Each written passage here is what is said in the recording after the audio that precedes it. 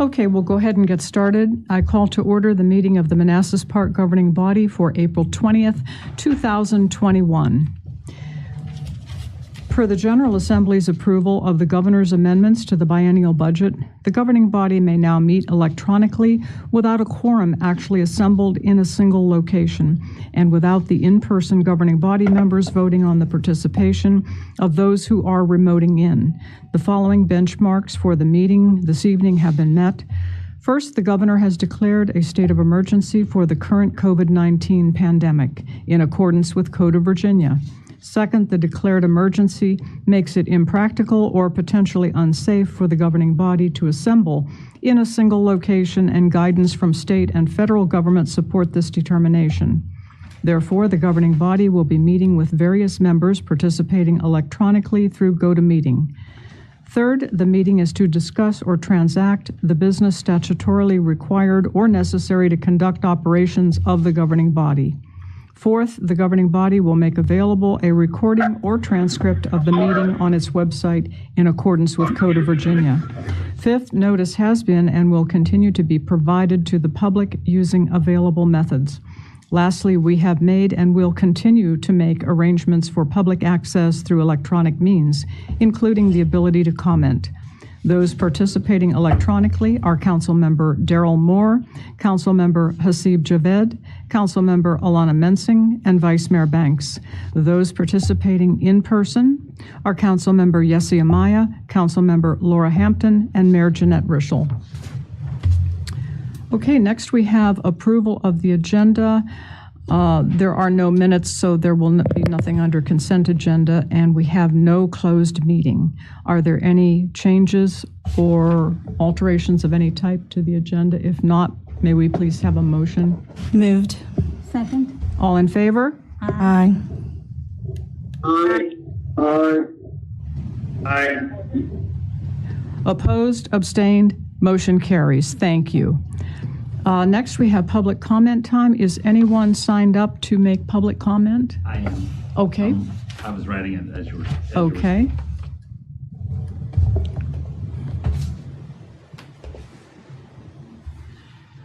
Thank you for your time. I'm Donald Shoemaker. I live at 8644 Burnside Court here in Manassas Park. I wanted to just address a few things. I wanted to say thank you to the school division. I see they're here tonight. That's my concern from the last meeting when I spoke. So I enjoyed the level of specificity that I saw in their presentation. I did go through quite a bit of it, so I just want to say thank you. Concern, and you addressed it, and I just want to say thank you. I think everybody should get a kudos when they do a good job as well. Another thing I wanted to speak to tonight is one of the departments you haven't heard from yet, and that's, I know that each department's presenting to you. I've been on that side. We've heard these presentations. There are so many needs in our city, but I want you to remember that the Department of Taxpayers is important, because I started looking at some numbers. We got hit really hard in my neighborhood. We're one of the least expensive in the city, and due to the rising values, we had 12.5% increases in the assessed value. So even at $1.53, which was the proposed rate, it's still over 11% increase. And so I started running some numbers, because I'm sure there's other places that have different percentages, and we don't have a lot of specific data on that. So I can't really make a lot of comparisons, but in order for the whole city to have the base plus 3.5%, which I think is fair, that can include 3% raises for employees, includes inflation, which is 2.6% right now. The rate would have to be $1.50, and that gives you base plus 3.5%. So I'm asking that the council consider a rate at $1.50, because that will still give you plenty of revenue to finance the city and all of the needs. But also remember that the taxpayers aren't getting those kinds of raises in their paychecks at their employers. I certainly didn't get that this year. I didn't get 3.5%, but I'm willing to pay extra. Even at $1.50, we would still be at almost a 9% increase in my neighborhood of very moderate income people. Most people are not as well off as others. And we have a lot of children. We know that. I just went by. There are tons of children in our neighborhood, a lot of younger families. But we have to make sure that we're not pricing people out of the city. And so I'm making a hard ask for you guys. As you get more requests from each of the departments and the CIP and others, I'm asking you to limit the increases in what we're paying in the total of the city. Thank you. Thank you, Mr. Shoemaker. Is anyone else signed up? Is there anyone who has not signed up but would still like to make public comment? Seeing no one and hearing no one, we did receive an email to be read into the public record. Ms. Samantha Marshall, and she writes, I would like for this to be read during public comment time tonight, please. Thank you to the City of Manassas Park Public Works for all your hard work. That definitely was not an easy job to take on. They worked so hard and fast. Thanks to Laszlo Palko for taking quick action and getting this taken care of. Also, a huge thank you to Laura Hampton for all of your help. You have been so wonderful to work with, and you were always so kind. I can't wait to continue to work with you cleaning up our city. And that was Samantha Marshall.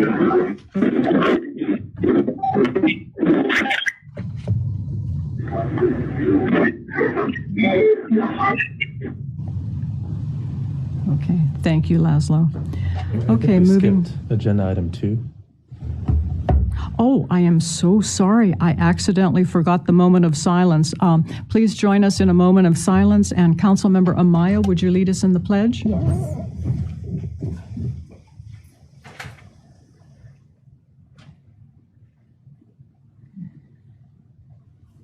I pledge allegiance to the flag of the United States of America and to the republic for which it stands, one nation, under God, indivisible, with liberty and justice for all. Oh, my apologies, folks. Next, we have recognition, a proclamation to donate a lunch day. Whereas almost 10 million Americans are still unemployed during this pandemic, and whereas according to the USDA, 50 million people in the United States, including 17 million children, are battling hunger and feeling food insecure. This is almost a 2% increase since 2019 due to COVID-19. And whereas the observance of the National Donate a Lunch Day on May 1st, 2021 is an opportunity to support the food security program of Humanity First USA that provides vital and critical services for donating food, volunteering, and raising awareness about hunger issues in the U.S.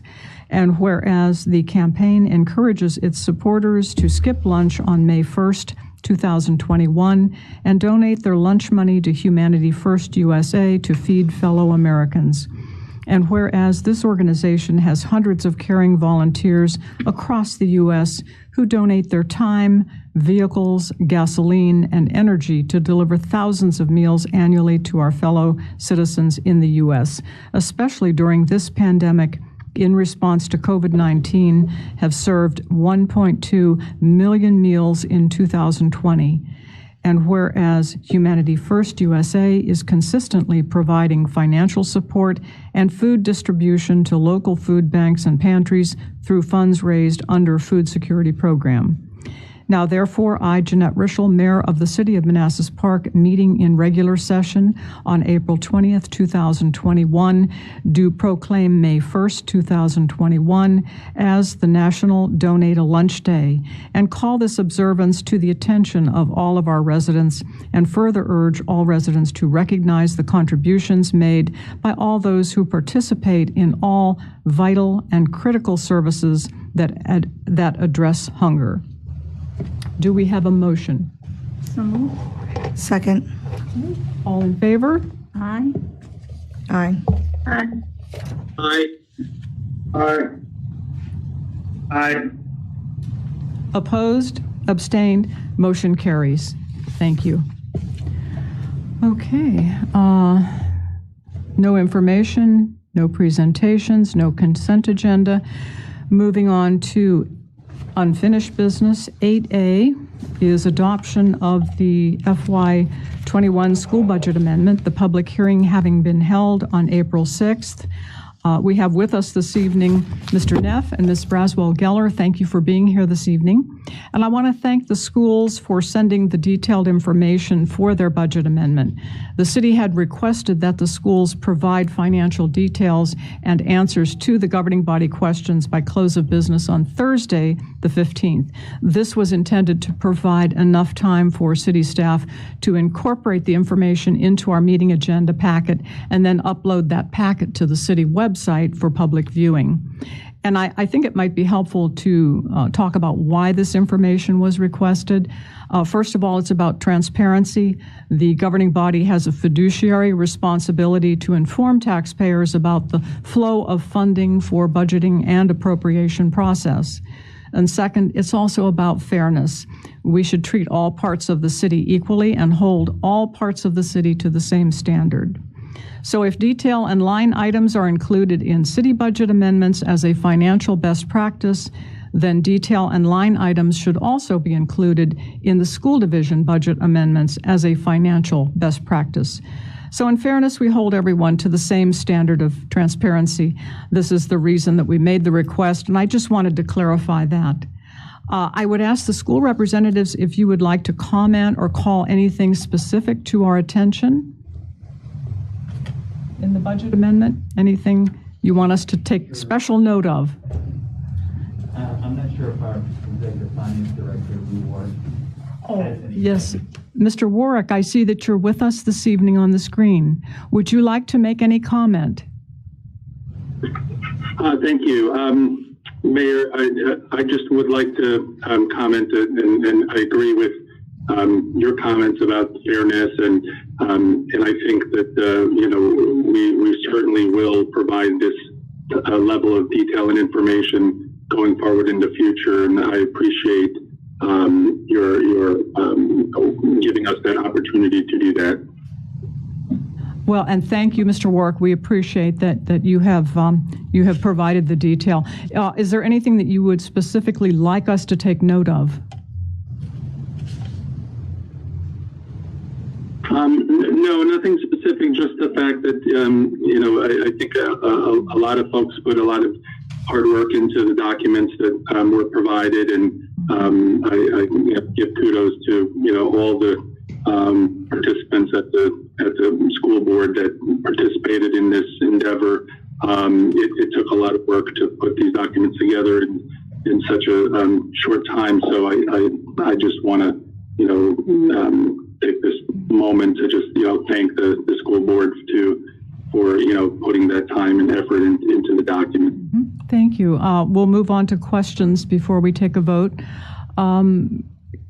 Councilmember Moore, do you have any questions or comments? I have no questions. Thank you very much, and thank the school district for your information tonight. Thank you. Thank you.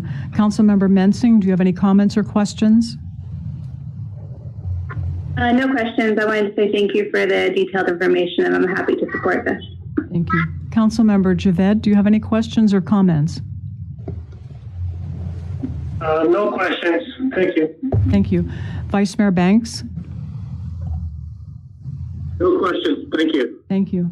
Councilmember Hampton? Actually, I have two questions. I'll start off with the first one, which is kind of easy. On page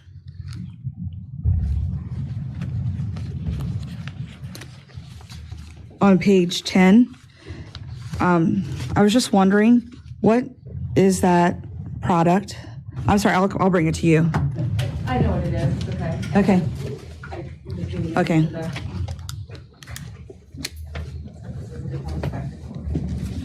Just take your time. Sorry.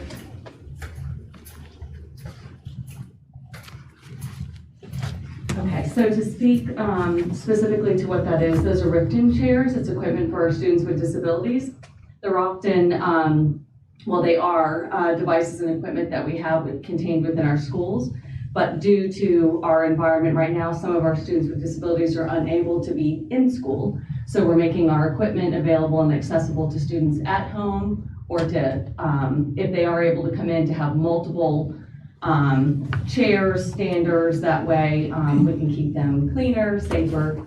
So the CARES funding was a wonderful opportunity for us to be able to provide that extra layer of security. Okay, I appreciate that. And then my other question, I tallied up the numbers this morning. This is what I do. I'm sorry. That's okay. That's what I do. So there's some unspent funding. Is there some ideas of where that money will be spent? If I double check the numbers and it's around 16K. So I'm going to try to do this from memory without that, and I'll make sure I'm talking about the right thing, so correct me if I'm wrong. It may be the CARES set-aside grant that you're speaking about, if it was specifically the school nutrition. Yeah, that one is around 13,000 some change. Right. So this grant worked in a way that is a little unusual for us, where we submitted what we felt would be our expenses, and then the state said, well, we'll give you X amount of money. So they gave us the 13.5. Okay. So we will be applying our expenses to that 13.5, but it is a cap there. So the additional funding that was spent just within that realm for school nutrition, of course, to make sure that there was uninterrupted food service for our students, that will be covered in either to roll to another grant that we receive for the same purposes, again, strictly COVID-related expenses. Okay. So we will be unbalanced for numbers. Does that answer your question? It does, and I apologize for the noise. Hey, Valerie, you need to mute your mic. Valerie Dingler, if you can hear me, please mute your mic. Thank you. Thank you, Leslie. Okay. That's all I had. Thank you. Okay. Councilmember Amaya, do you have any questions or comments? Thank you. Okay, thank you. Thank you. Okay, staff recommendation is that the governing body adopt the FY21 budget amendment as presented. Do we have a motion? So moved. Do we have a second? Second. Okay, all in favor? Aye. Aye. Opposed? Abstained? Motion carries. Thank you. Okay, 8B is the adjusted fourth quarter FY21 budget appropriations to the schools of the grant funding just approved as a budget amendment. Do you have anything that you would like to call to our attention? Okay, let's start with our folks at home. Councilmember Moore, do you have any comments or questions? No questions. Thank you, Mayor. Okay, Councilmember Mensing. No questions. Councilmember Javed. No questions. Okay, Vice Mayor Banks. No questions. Okay, Councilmember Hampton. No questions. Councilmember Amaya. No Okay, questions. and I have no questions. So the staff recommendation is that the governing body increase the appropriation to city schools by $1,172,559 for the fourth quarter of fiscal year 2021. Do we have a motion? Moved. Move the item. Do we have a second? Second. Okay, all in favor? Aye. Aye. Aye. Opposed, abstained, motion carries. Thank you. Thank you very much. Okay, moving on to new business. 9A is approval of task order number 2 for Bowman Engineering Services for the Upper Kent Drive reconstruction. We have Calvin Odell joining us. Calvin. Welcome, Good Calvin. evening, Mayor, Vice Mayor, members of council, citizens, staff, and guests. Calvin Odell, the Director of Community Development for the City of Manassas Park. Before you tonight is a recommendation from staff to approve a task order for the design work and some construction phase support services for the Upper Kent Drive reconstruction project, as we call it. We call it Upper Kent. It's the section of Kent Drive between Cabell and Manassas Drive, and then we refer to the section of Kent Drive between Manassas Drive and the Rock of Salvation Church as Lower Kent. Upper Kent Drive has for many years been badly deteriorated. We first went out there and did some major patch and repair work many years ago when we noticed that mud was actually coming up through some of the potholes.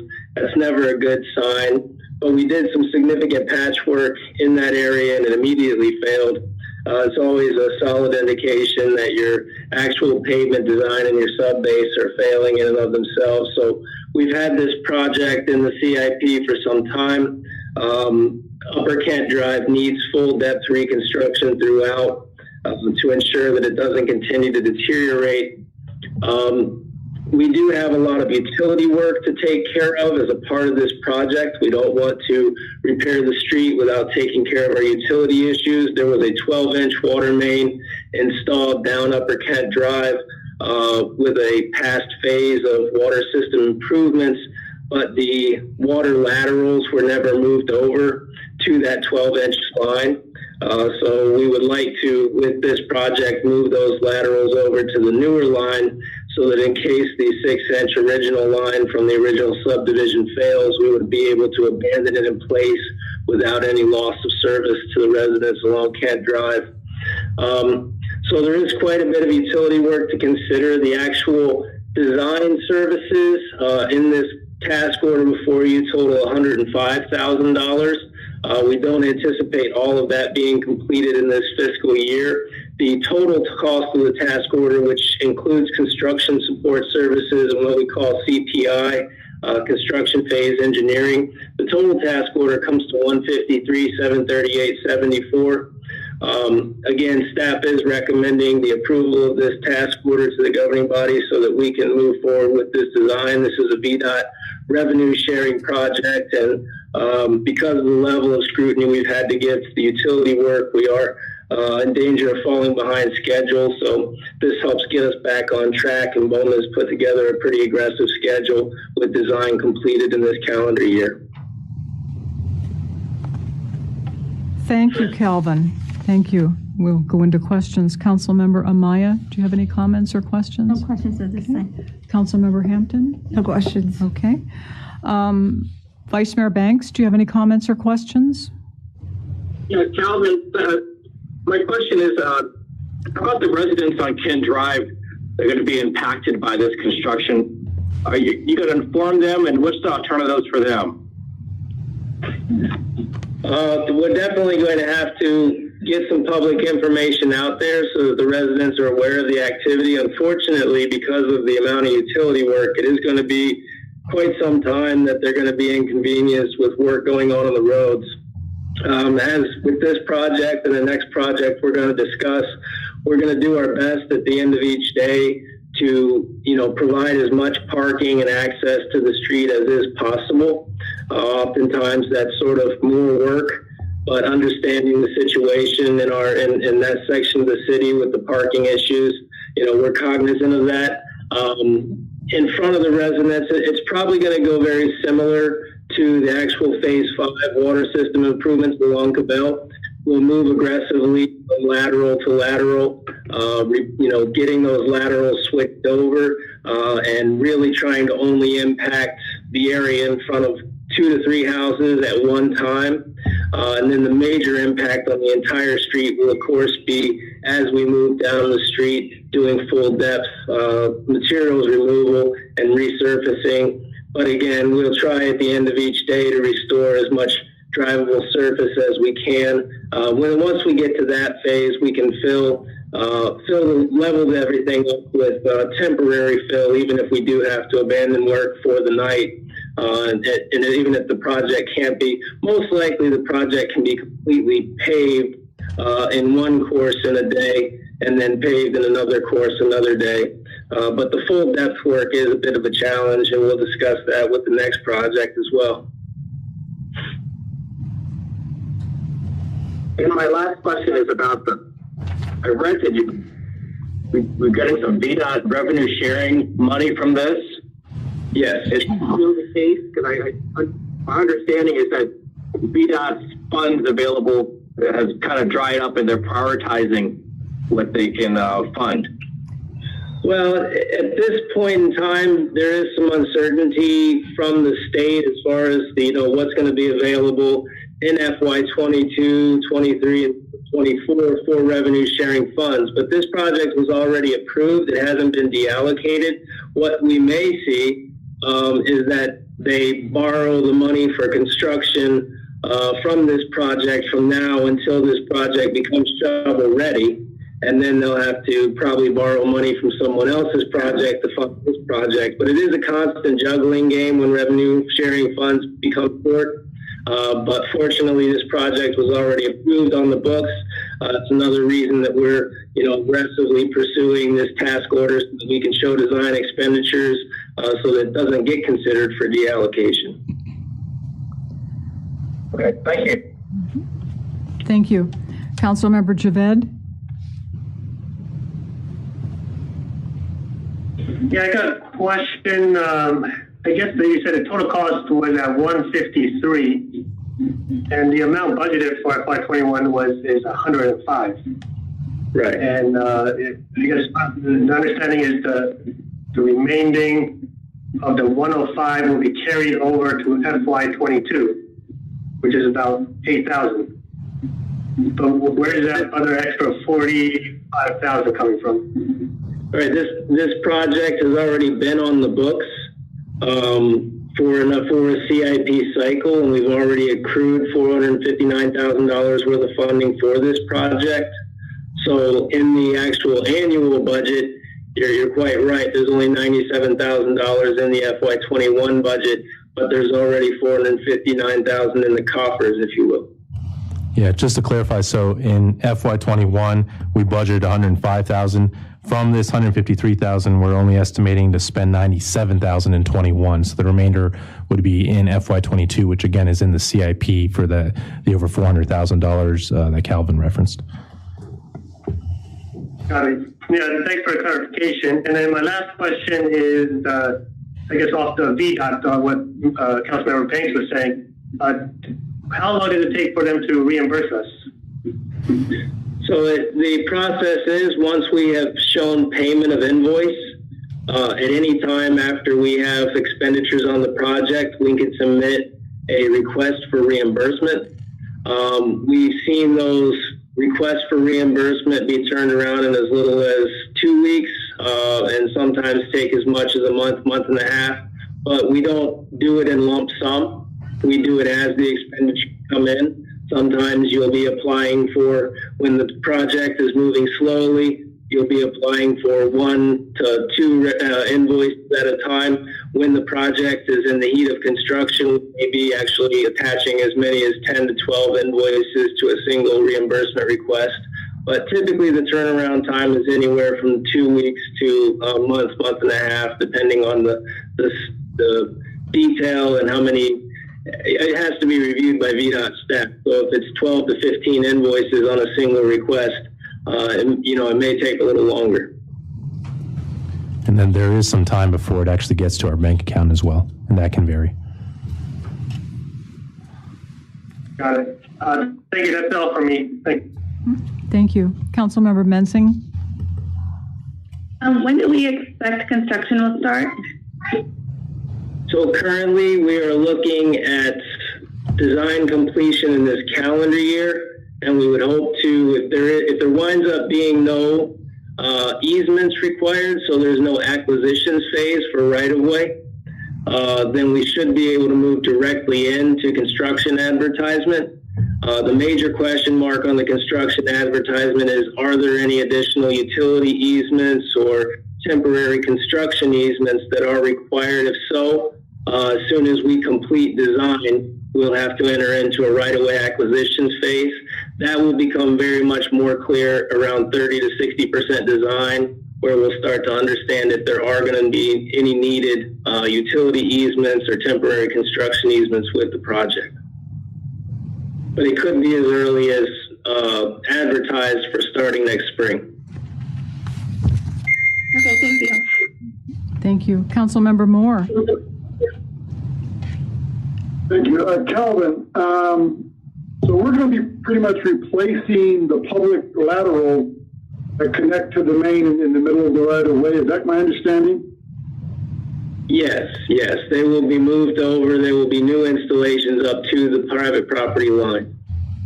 So will we be looking at and doing anything with the private lateral that we'll be connecting to? We give the people on the block opportunity to correct those situations if they're problematic.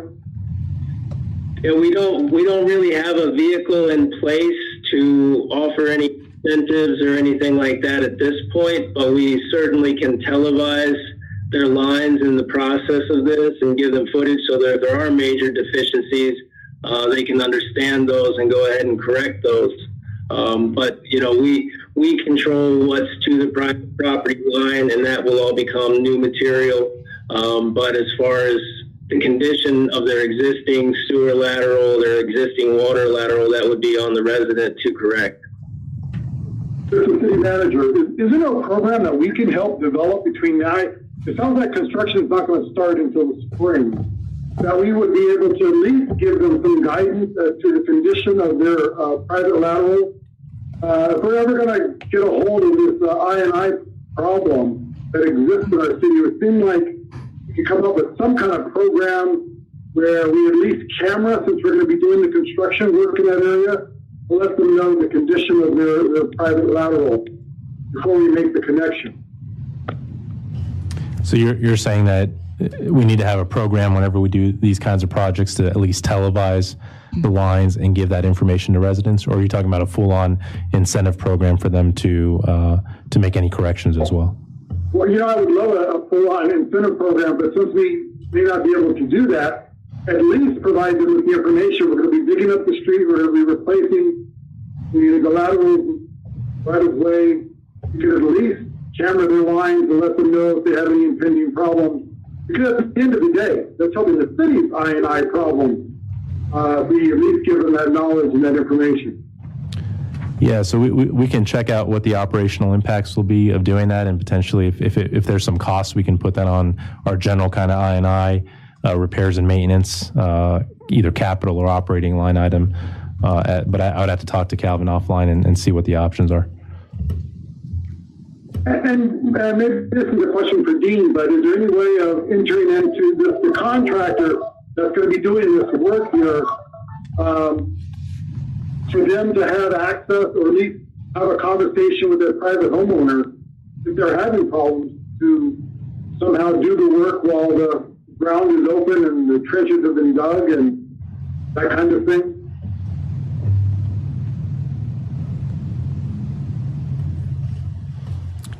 Dean? That's for... The contractor will be on site. Dean, you have to unmute.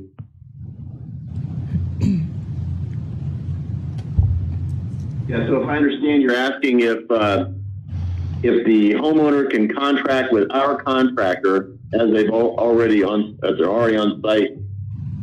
Is that correct? Yeah, I mean, there could be some economies of scale. It's not like they're bringing in a new contractor who has to dig in, and they're right there. They're working on the city upper lateral.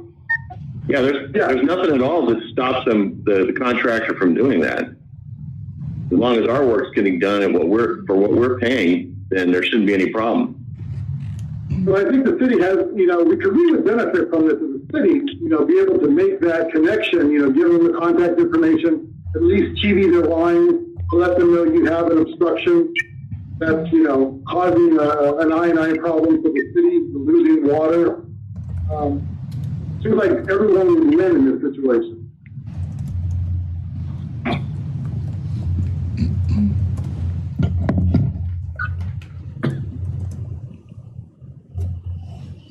Well, I don't see a problem with doing that. I mean, if you want me to respond, I think it's a good idea.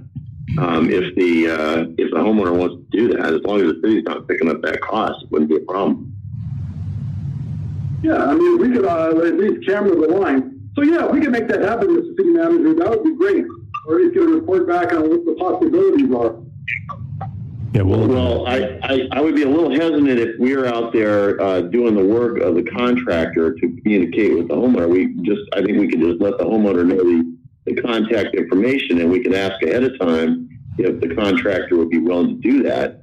So that if we hand out that information, then the individual can contact the contractor separately.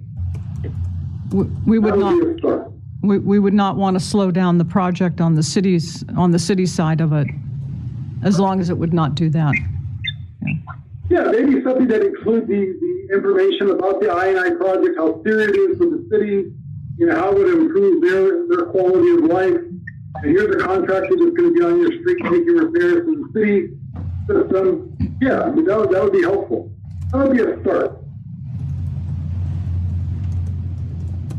So who would check into that? Would Calvin? Yeah, we'll look into that. Okay. Yeah, I'm tracking what he's asking Okay, for. that will be checked into, Councilmember Moore. Thank you very much. No further questions. Okay, thank you. Okay, the staff recommendation is that the governing body approve task order number 2 with Bowman Consulting in the amount of $153,738.74 as presented, and direct city manager to sign task order number 2, subject to final review by city attorney. Do we have a motion? Moved. Second? All in favor? Aye. Aye. Aye. Opposed, abstained, motion carries. Thank you. And Calvin is still up. Task order number 2 for Julius Branscombe Milling and Paving. Thank you, Mayor Rizal. This is an interesting task order we brought before the body a couple of meetings ago, a task order to resurface Scott Drive, the section that gets heavily utilized to connect residents and other municipalities' residents to Old Centerville Road. It's a very popular shortcut.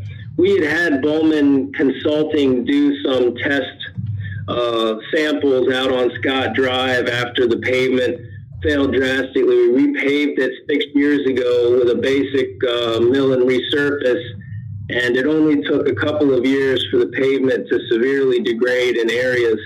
So we had those areas tested, and Matt on Evans with utilizing in-house public works crew and equipment to saw cut the pavement, excavate those areas out, and do the base reconstruction in preparation for the paving.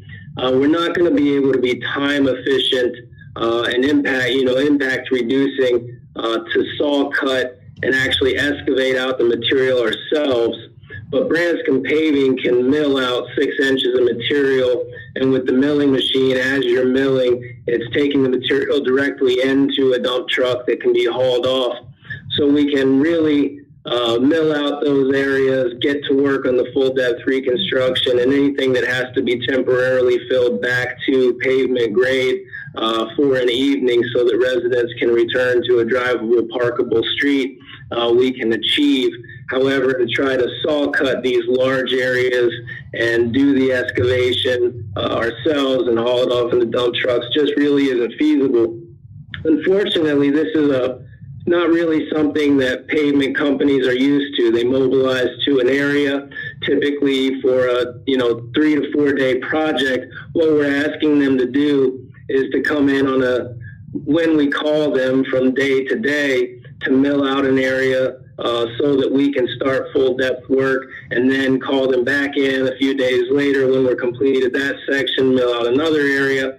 So they've tried to be very cooperative with us. Branscombe's been working with my staff for a long time, and they've given us what we feel like is a reasonable price to sort of remobilize to a site every day and do this kind of work. But it is $4,000 a day, but it's the best way we can establish a workable schedule that will minimize impacts on the residents. This is a one-way street. Residents are used to parking on both sides of the street. It's a heavily parked street, and to try to actually shut down Scott Drive for a couple weeks just is not feasible.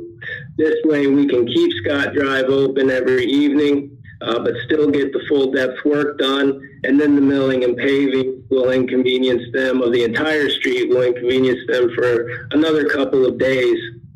But this task order with Branscombe will allow us to get the work done efficiently, and we're estimating $75,451. That's the Branscombe estimate, with of course a contingency for additional work built into that of $5,908. Staff is recommending that we proceed. It's the best way to minimize impacts on the residents along Scott Drive and restore the street to a drivable condition every evening. So it's an interesting task order. It's not something we're used to seeing, but you know, when we saw the size of these areas to try to saw cut and excavate them out with our resources, just wasn't feasible. So we are recommending that we move forward with this task order with Branscombe to provide the necessary assistance to get us quick access to do our full depth work. Okay, thank you, Calvin. Councilmember Hampton, questions, comments? I do. I have a question. My question swirls around when we were developing task order 1. Why wasn't this taken into account? Why didn't someone come out there and take a look and evaluate the street at that time versus after we submitted the RFP for task order 1 and got the money back? Not the money back, but the estimate back.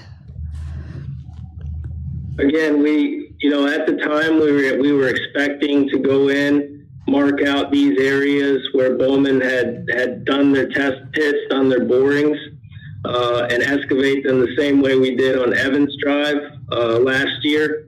But when we saw the scope of it, the chances of us actually saw cutting the pavement, excavating it out, and getting any work done in that same day didn't seem feasible, just looking at the size of the areas that had to be removed.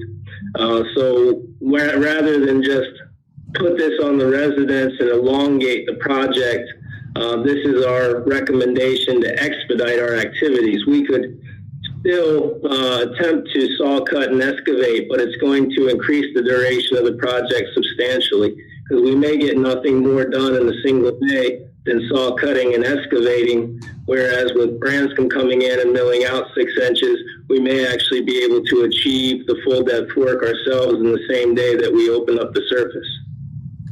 Okay, I've got a follow-up question. As a lesson learned for this, the next time we have to address the street, like in the situation that Scott is in, can we go ahead and kind of put this analysis in ahead of time? So that we're not having to look at another task order? Yes, we certainly can. And I think that, had the crew actually laid eyes on, before we got out there and put the paint marks down and realized the size of the individual areas, again, we intended to handle this the same as we did with Evans.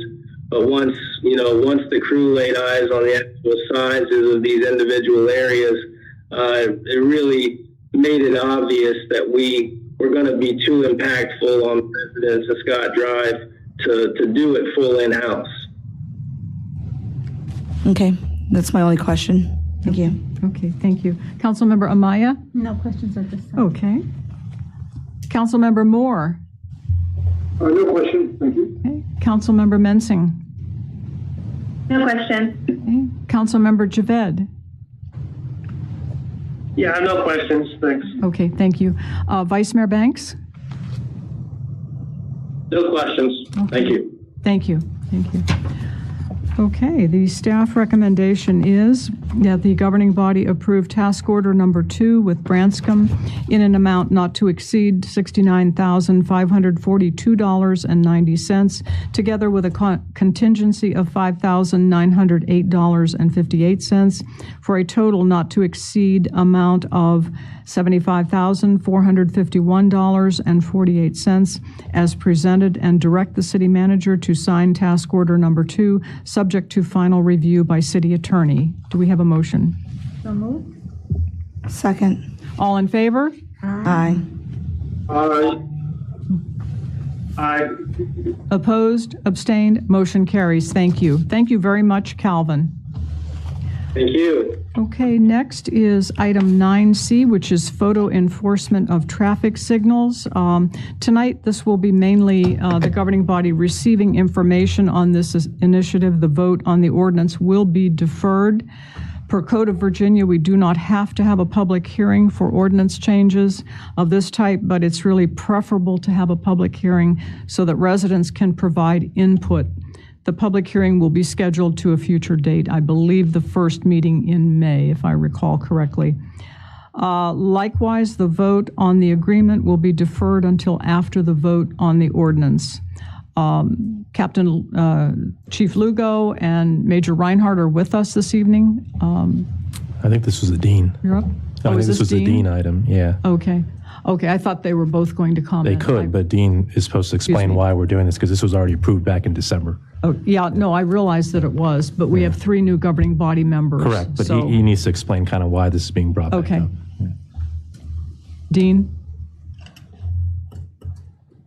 Yeah, sorry. I keep unmuting my phone and forgetting to click on the screen. So this was approved in substantially the same form as presented tonight back in December. However, there was no procurement process that was presented. And so when we looked at this, we realized that we didn't have a way to actually sign the agreement because there had been no RFP. It was not a sole source contract. It was an emergency contract. And we didn't have a way at the time to write another contract. However, Vera Mobility does have a contract with HGAC out of Texas, which we are a partner or a member of. And so we were able to get a contract substantially the same as what was approved in December, but doing it by writing the HGAC contract. We're going to provide a presentation tonight just because we have 3 new governing body members who might not be familiar with it. And I think Trevor or Major Reinhardt's available for that. But there is a requirement that we have an ordinance that has been approved to allow for this under the Code of Virginia enabling legislation that's required. That ordinance is presented tonight as well, but as the mayor pointed out, that will be, I believe we're going to have a public hearing next Tuesday with a vote the following meeting on both the ordinance and the agreement. So any questions, I'll be happy to answer them. Okay, do you want to take questions now, Dean, or do you want Major Reinhardt to proceed with his presentation and then take questions after that? It doesn't matter to me, whichever is Okay. Okay. Well, let's have Major Reinhardt make his presentation. Thank you. You know how to share? I do. You have it up? The presentation. Do you guys, do you have it on thumb drive? I gave it to someone, but I have it. Just in case.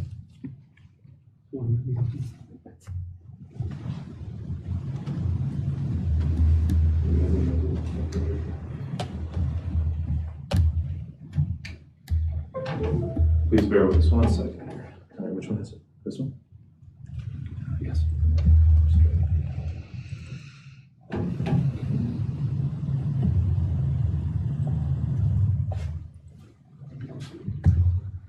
Give me 1 second. Okay, so this here. Share. Okay, can everyone at home see this?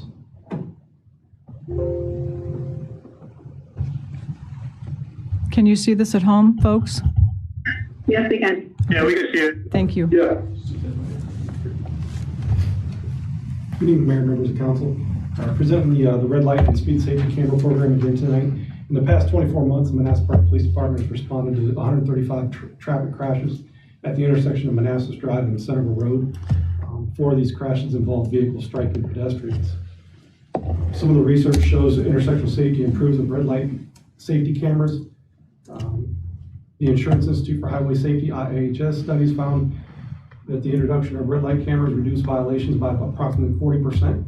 Howard County, Maryland's program noted 3.1% decline in rear-end crashes at intersections that have cameras in place for 5 years or more.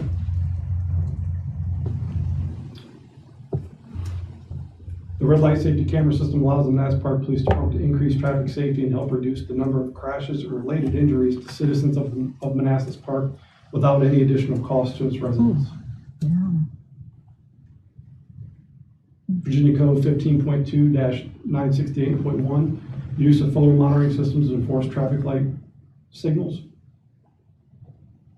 Basically discuss when selecting potential intersections for traffic light signal violation monitoring systems, a locality shall consider factors such as the accident rate from the intersection, the rate of red light violations occurring at the intersection, the difficulty experienced by law enforcement officers in patrol cars or on foot in apprehending violators, and the ability for law enforcement to apprehend violators safely within a reasonable distance from the violation.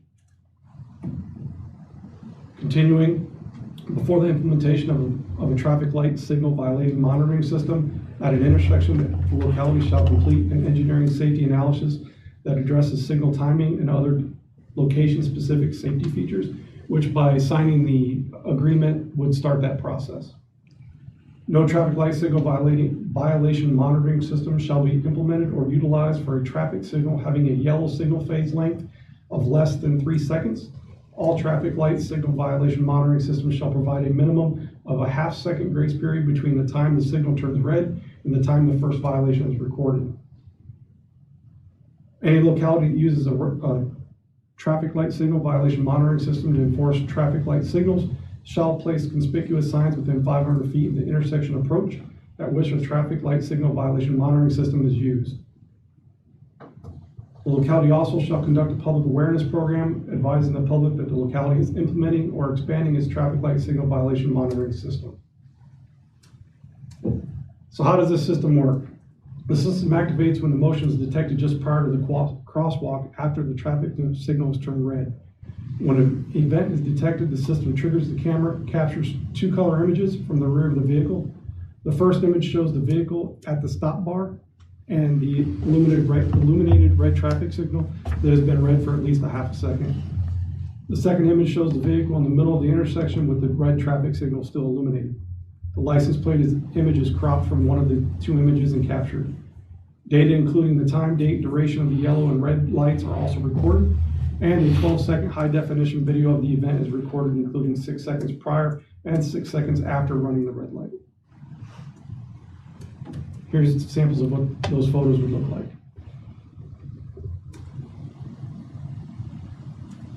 Virginia legislation 462-882.1 involves the speed and work zone safety camera program. It requires a minimum of 10 miles per hour over the posted speed limit in order to signal a violation. Highway work zones, any roadway when workers are present, or school crossing zones on school days, which would allow 30 minutes prior and 30 minutes after regular school hours when school's in session. Signs must be posted within 1,000 feet of the school crossing zone. Vera Mobility provides multiple payment platforms offered to the violators, either web e-payments, telephone, check, and/or money orders in a local drop box. Weekly wire transfers to the designated city account, and they also offer a customer service phone number to limit foot traffic into the city. Collection services of delinquent cases, 30% of the fines.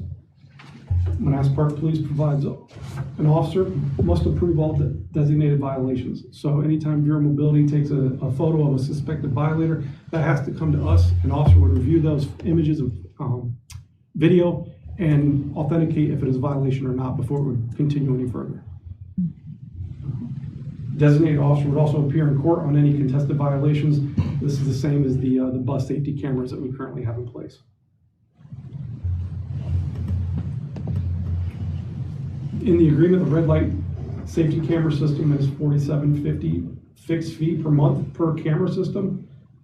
That's for each approach. We're looking at the north-southbound approaches only. That's a $9,500 a month. The speed safety camera is $4,000 per fixed camera. Again, north-southbound on Euclid Avenue would be $8,000 a month. They also offer a flexible payment plan, which, in lieu of reading that entire thing, what that breaks down to is if we do not collect in fines the amount that's owed, that continues out for the 12 months. If we fall short, they write that off and we're out of pocket nothing.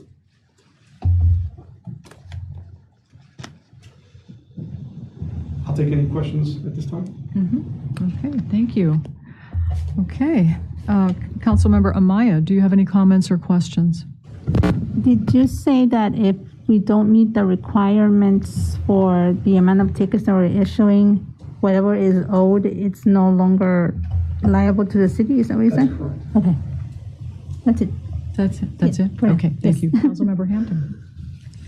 Hello, Major. Got a few questions. The first one is, do we have an estimate of how many red lights or how many I don't know how to say this, but people that run the red lights? We do not, and that would be part of the traffic study that they would have to conduct, which again, we can't even start that until the agreement is signed. Okay. And as far as speeding as well, that's another one we just don't know. Correct. Okay.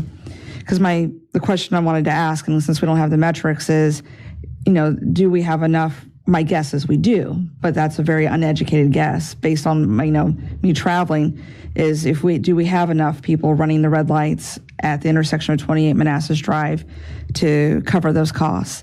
The speeding at Euclid, I don't know, because I don't drive down that way very often. Correct, and the traffic study would do just that. Okay. It would estimate if it's going to be provided a program for the intersection of 28 Manassas Drive. If it's not, they would come back to us and discuss, hey, this is the number of violations we're seeing, it would not be feasible for this intersection, and we wouldn't move forward. The traffic study is not required for the speed cameras. However, it's the same type of system. If after they're in place, they realize there's no necessary need for it, then they would be removed. Okay. Yeah, when you say cost, just to clarify, you don't mean for the city, because as we just clarified, it would be, you mean to keep this Right. a sustainable program. Okay, Right. got it.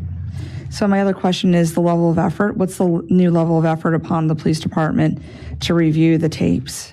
So like I said, we're currently doing this already for the bus cameras system. So it's just how many more would come in from there. Okay. Do you have a rough idea of I know with COVID, probably haven't had that many violations, but pre-COVID, how many bus violations there were? I do not have that handy. Okay. All right. Those are all my questions. Thank you. Thank you. Councilmember Moore. No questions, Mayor. Thank you. Thank you. Councilmember Mensing.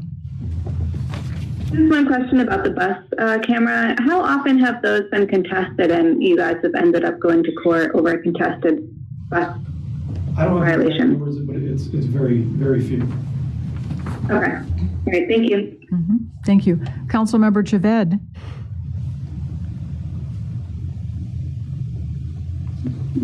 Yeah, I have a question. I guess just to clarify, I guess the fees. I think I brought this up last time too. If our tickets are sufficient enough to cover the fees, will it be enough to pay for the admin that's going to be issuing these tickets? I'm sorry, I don't understand the question, sir. Could you say again, Councilmember Javed?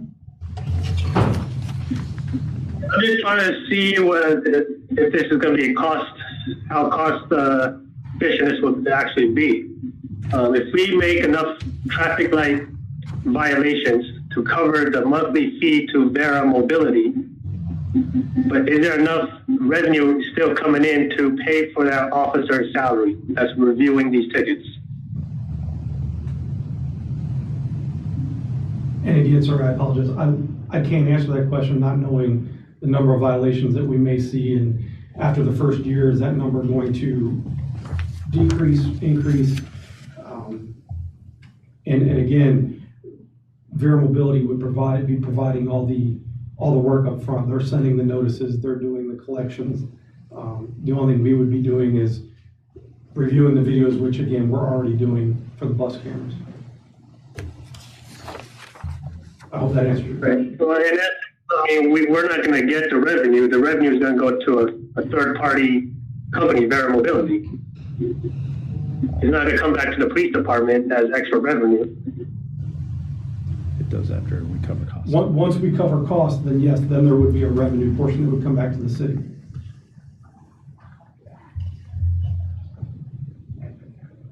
And can you remind me where we plan on putting these lights?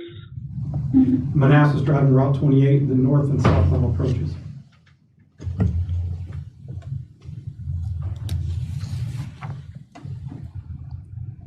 Do you have a follow-up, Councilmember Javed?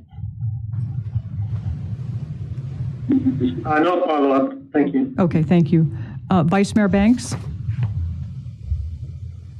No questions. I'm just glad for both camera systems. I think this will provide for safety, and I mean, on Euclid Avenue and on 28. I wish that the state legislation would allow for more on our roads in different neighborhoods. But thank you for the presentation. Okay, thank you, Vice Mayor Banks. I think it's I hope it works out, because anything we can do to enhance compliance with traffic law is a good thing. Yeah, so thank you very much.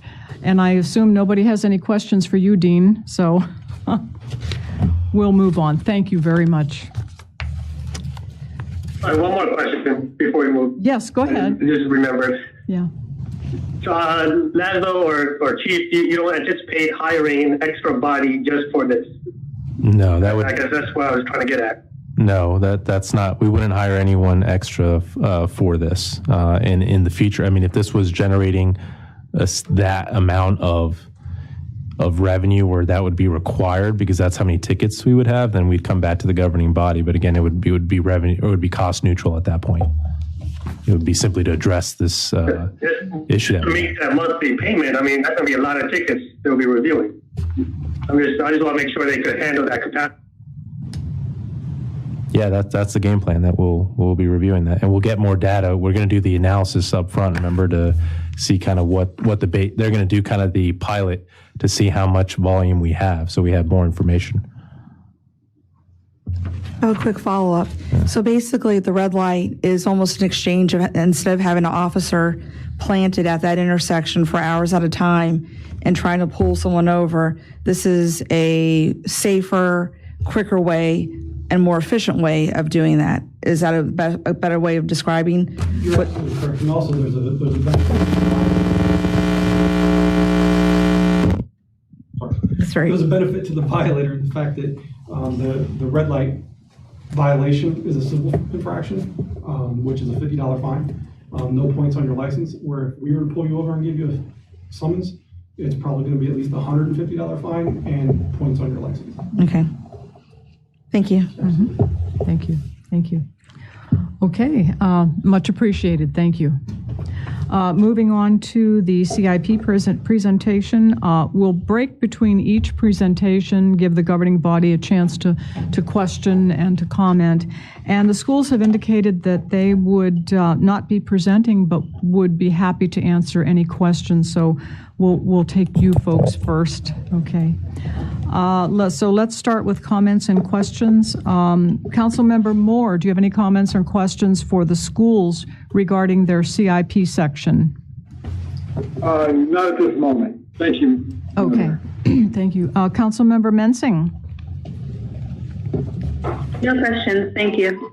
Okay. Councilmember Javed?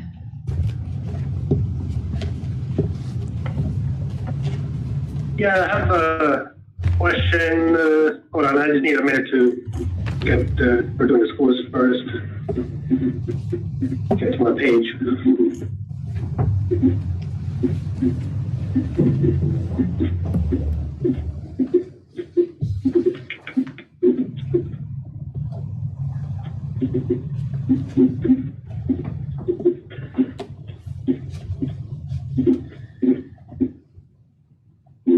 Yeah, so I guess the question that this is brought up, I guess about the roof replacement for FY21 that was moved up a year. So if they could just clarify why that was moved up in the timeline.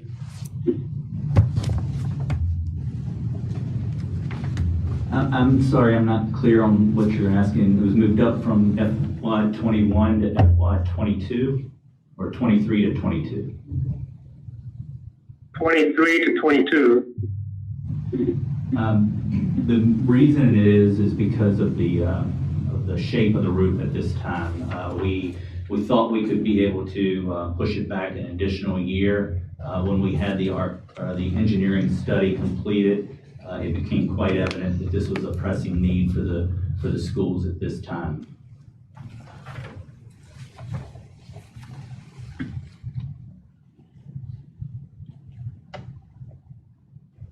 Do you have a follow-up, Councilmember Javed? Hello?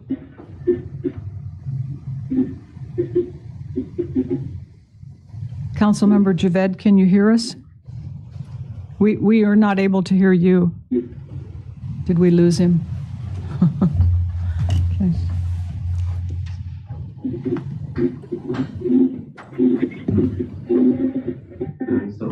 Okay. Councilmember Javed, do you have a follow-up question?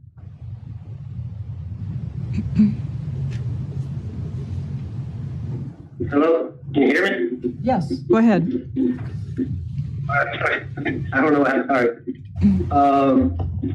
Yeah, and then the last question was in regards to the outdoor air units that you guys are projecting to replace the Cougar Elementary for FY 23, I believe. I thought, wouldn't that be replaced while you guys do the roof replacement too? Or you guys are thinking that you're going to space the timeout? Well, the roof replacement at Cougar was completed last year, I believe, if I recall, or the year before. These units are the initial units that were put in the school when it was built in 2001. So these units bring fresh air into the buildings. And so we currently have it on for FY 23.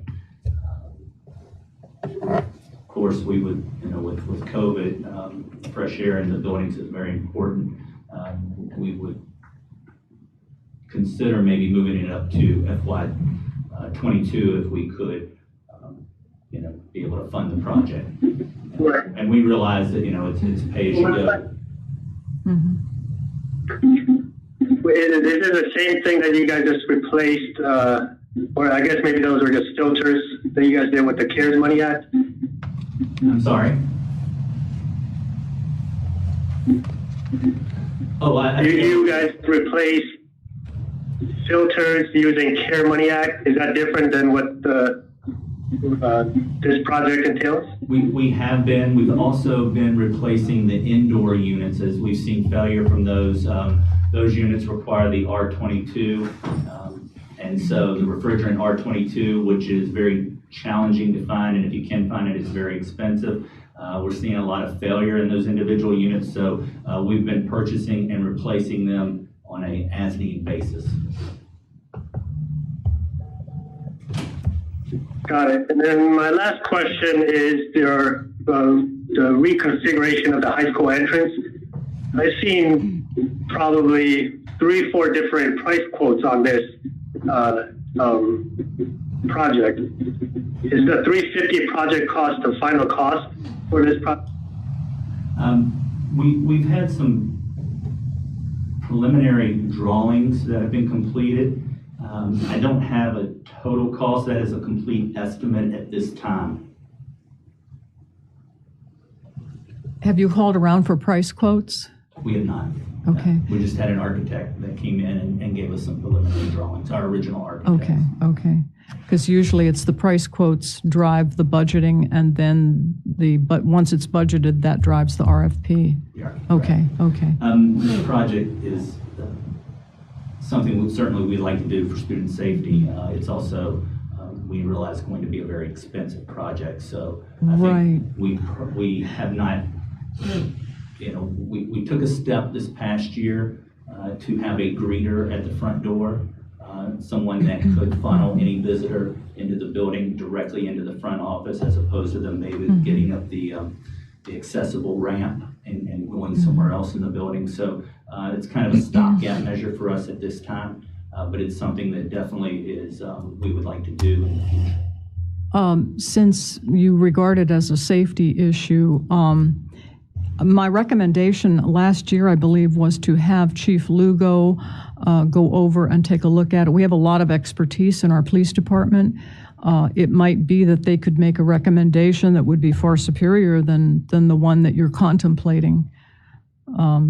Safety-wise, there's a lot of glass in those buildings anyway, if you know where I'm going with that. Okay. And I'm happy to meet Chief Lugo at any time to do that. I really think that the PD should be consulted before. In fact, I'm wide open tomorrow afternoon. I'd be happy to meet with him then. Okay, well, that's for you and the chief to work out your schedule. That's super. That's terrific. Thank you. Yeah, because whenever we spend taxpayer dollars, we want to make sure that we're spending them appropriately. There might be a better solution. Yes, ma'am. Yeah. Okay. Thank you. Absolutely. Yeah. Thank you. I'd like to tag on to something that Councilmember Javed asked you. I was looking at the CES classroom air units. Is that what Councilmember Javed was talking about? That's what I was referring to. He talked about the outdoor air units, which are on the roof that bring in the fresh air. These are the individual units within the classrooms throughout the building. Okay, and those, are you able to use CARES Act funding or ARP funds to replace those? We are able to use CARES money. You are, okay, that's good. Thank you. Councilmember Hampton, do you have any comments or questions? I do. So this is a combination of yourself and Laszlo. Within the CIP, there are 3 requests for gym equipment, 2 at the school system, 1 at Parks and Rec. Is there a way that we can combine those requests together so that we can get a better deal on the funding? End of the day, everything comes out of the same pocket, which is the pocket of the taxpayers. Yeah, I mean, it's going to depend on the vendor and timing, right? So we'd have to line the budgeting right and see if there's even a savings to be had with the equipment, and depending how you finance it. Is it a lease program, lease to purchase, or straight up ownership? So I'm not sure what the structure is for how the schools do it and the timing and all that. But it would be something we had to talk with the contractors. And I know Jay has his vendors that we've been utilizing, but it's something we can look at. And I would add that certainly we would be happy to look at it for our high school fitness center. The middle school fitness center is equipment that is specific to that age of child. So I'm not sure what type of equipment that you're planning on doing at the Parks and Rec building, but certainly for our older high school students, it might be a possibility. Okay, thank you. Okay. Councilmember Maya? Back to the entrance, that we don't have a specific amount or a specific plan, but what is, I guess, what's in the mind? What is it that you're trying to do to make the school safer? What would the project look like? Certainly. At the entrance, there's 4 doors to the building. The idea is a funnel for visitors to go directly to the office. So it could possibly mean a relocation of the office as you go up the handicap ramp around the stairwell. It could be a function of moving the front office visitors area to that area and funneling people up that ramp. But that's the idea, is that there would not be any wiggle room to get around someone who's answering a call or working with a student, and someone comes in the building and slides around the corner and gets up the stairs and they don't see them. Okay, thank you. Do you have a follow-up? No. Okay. Vice Mayor Banks, I think we neglected to call on you. Do you have a comment or question?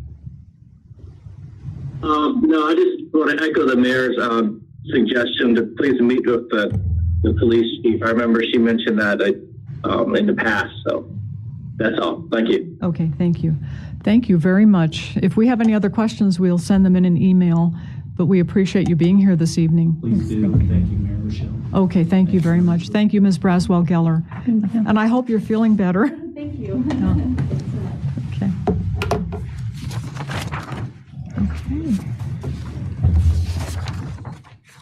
Okay, good evening, members of the governing body. Tonight we'll be going over the capital improvement plan portion of the budget. It's a very comprehensive component of the budget. It's a big dollar value, so we want to make sure that you're fully informed about every project that we're planning on doing and the timeline for which we would like to do it. Just as kind of background reminder, for the last few years we have been deferring capital a lot in order to be able to address or deal with the financial situation we're dealing with peak debt and a weak tax base. We can't keep just deferring capital, so you do see that there is kind of a ramp up in capital spending in this updated CIP. The downtown helps us to accomplish these objectives, but nevertheless, we are recommending a more robust level of capital spending over the next 5 years than we did over the previous 4 years. So for the agenda tonight, we started with the schools Q&A, so I will skip through that after this. When we get to the presentation, initially the schools are going to be after the registrar and before transportation. So we'll pause there to let you guys catch up as you flip through your slides if you're looking at this from home before we get to the transportation. And we'll make sure to stop after each kind of section after the CIP 5-year model that I will brief. We'll then turn it over to the project slide. So we'll go by department functions. So we'll start with kind of the overhead, the administration, IT, general services, which includes fleet and facilities. That will be briefed by a combination of Don Spady, Chris Himes, Calvin Odell, and myself. And then we'll move to the registrar who was not able to join us tonight, but we can follow up with any questions we have via email with her at a later date. And then Calvin will be briefing the transportation component, and then we'll turn over to the other departments to brief their specific project slides. So we'll go over project by project. But please note there were modifications. I tried to get this out quickly to you all last week, but I have kept kind of reviewing. We have kept making adjustments. I made some errors here by not using Excel and starting to try to use my own math just by looking at stuff. Not able to do so as well as I used to. So I used Excel and updated some numbers on here, and I'll point that out throughout this presentation. So we will pause again after each of these sections, so you can feel free to ask any questions. We'll skip over the schools section, and we will start with the CIP 5-year model. I'll go over the general fund, water and sewer, stormwater, and then the overall city CIP that encompasses everything and kind of what the total spending levels are. And then to figure out why that is, we'll go into detail project by project throughout this presentation. So for the 5-year model for the general fund, you can see kind of the highlights for the revenues that weren't there last year were the $8.6 million in proper escrow revenues from the downtown development.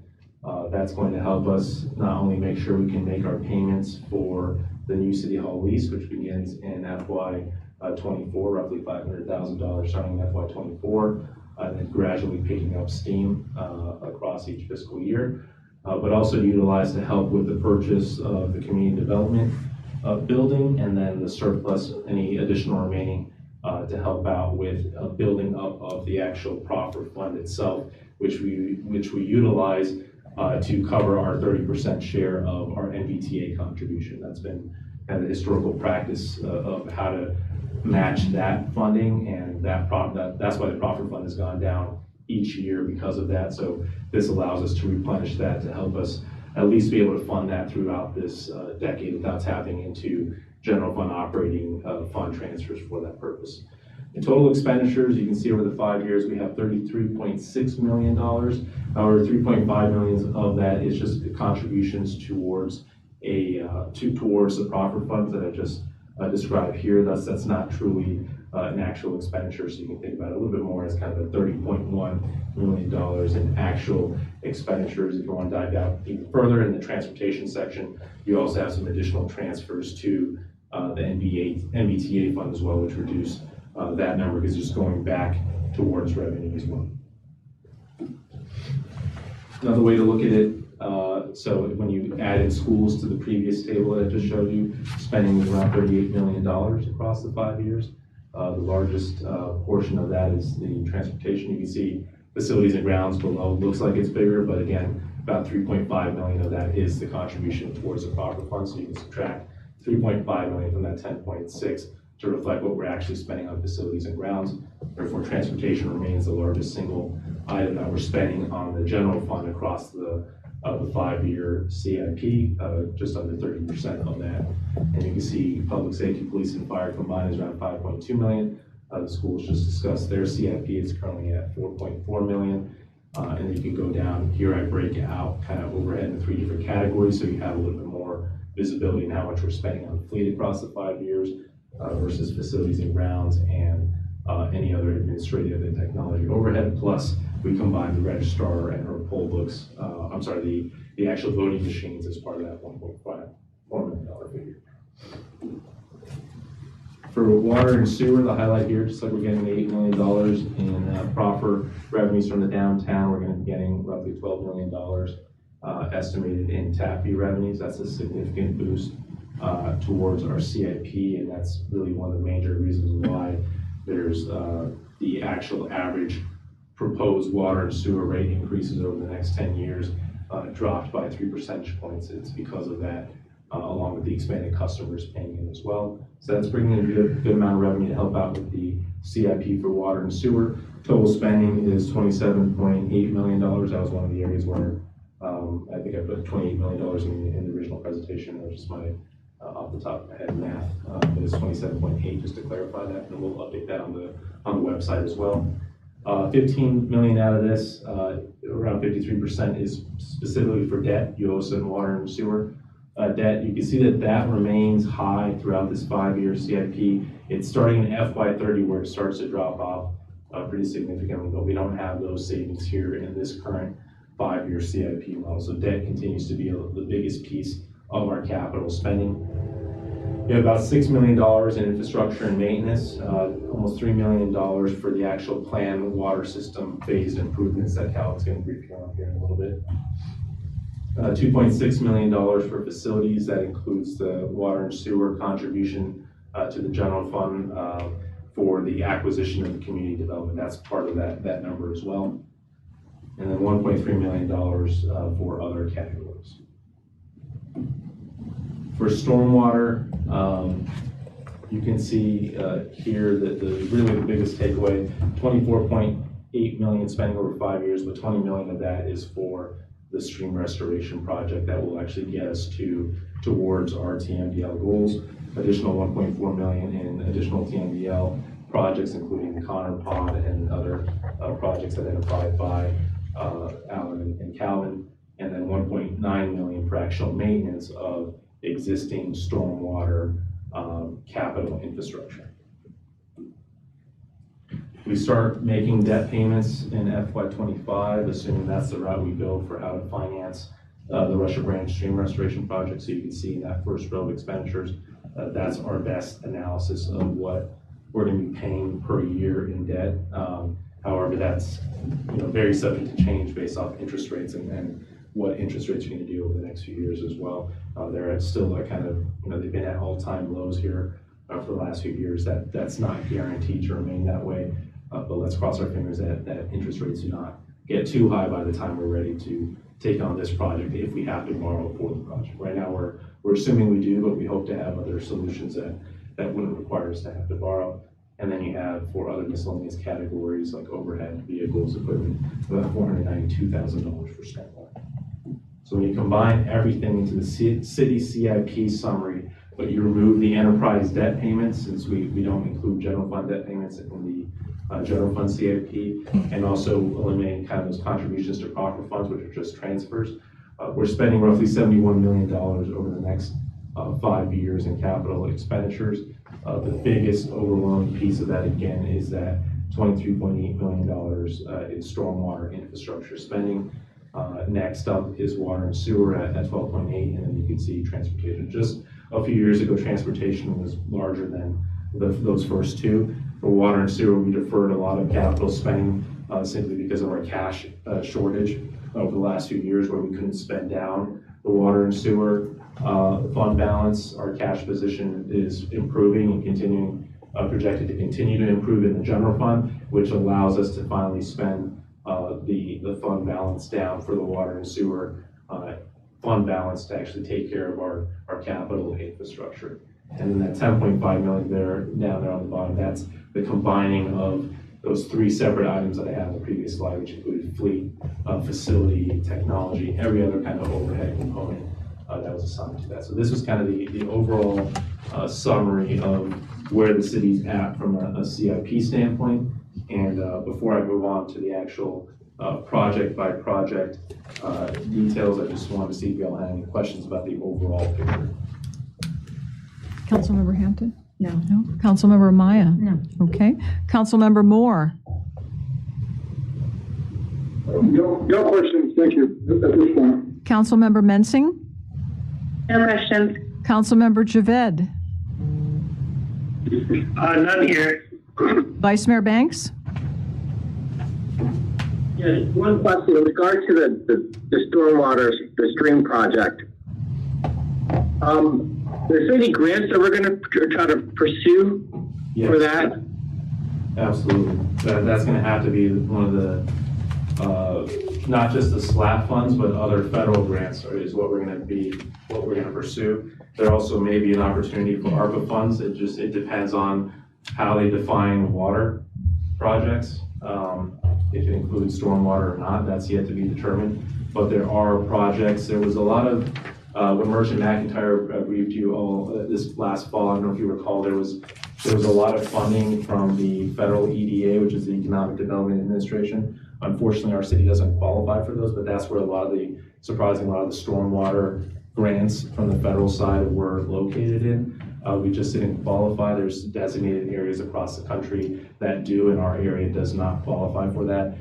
So it's definitely something we're going to want to pursue in terms of the community project funding that Congress has opened up, and then other grant opportunities that Merchant McIntyre is going to help us identify as well. So yes, we are going to be looking for grants. We're going to be looking for, we're evaluating proposals from the private sector in terms of being able to generate credits that they can then sell to help lower the price for us. That's one of the things we'll be evaluating as well. So there's a lot more to do in terms of analysis still for that project. Yeah, that's what I was, thanks Laszlo. I was going to mention that the firm that we hired out, Burke and McIntyre, to, so they're researching still for us grants. Well, they're actually helping us write grants right now. So what they did is they came back and they provided a list of over 50 grant opportunities, and we're just timing and phasing everything according to kind of our expenditure plan. So we've worked on a Parks and Rec grant for trails. We submitted, I believe, 2 fire department grants at this point, one for the fire engine and then one for 3 EMS employees. We're working on a police grant right now for additional officers to be funded by the federal government. I just sent in one yesterday, or helped them. They did the majority of the work to draft one for additional healthcare funding to help us out with our COVID-19 response. I believe they already helped police secure one for the body cameras as well, that $50,000 grant that we'll bring back to you all once we get that. So we're actively writing grants right now, and each year at kind of the start of the fall, we'll evaluate which ones we want to target in the next kind of 12-month period. So that's kind of the game plan with Merchant McIntyre. So stormwater is going to be one of those that we will pursue. Okay. All right. Thanks, Laszlo. Thank you, Preston. You said they provided a list of 50, did you say? They remember when they briefed you on their roadmap, they provided a table of 50 grant opportunities that we may qualify for. Mm-hmm. We followed up, went kind of line by line, looked more into the details, and new ones have come up since then as well that they let us know about, including this healthcare one. So whenever something pops up, they let us know about it.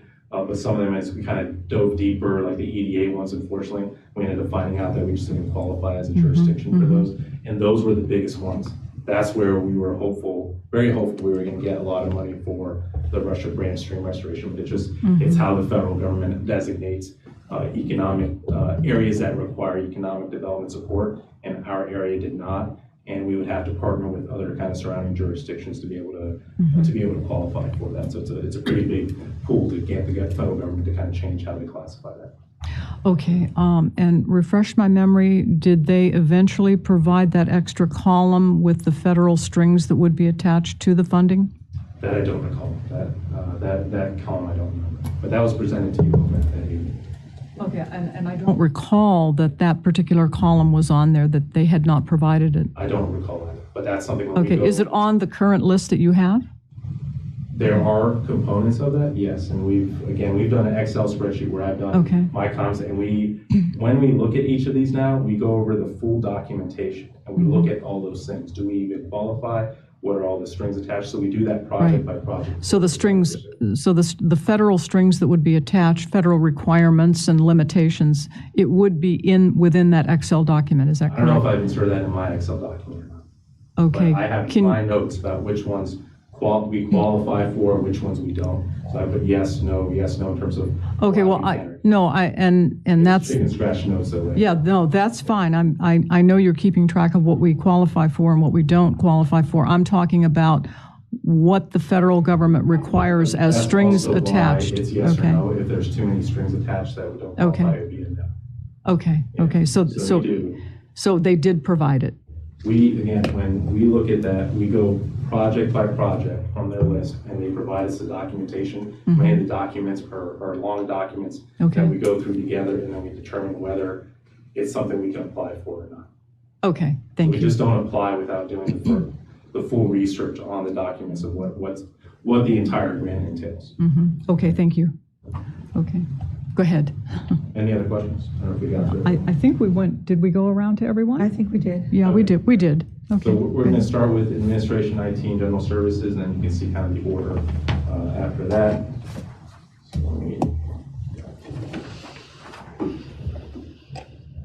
okay, so I will turn it over to Chris Himes, who will kick this off. Chris?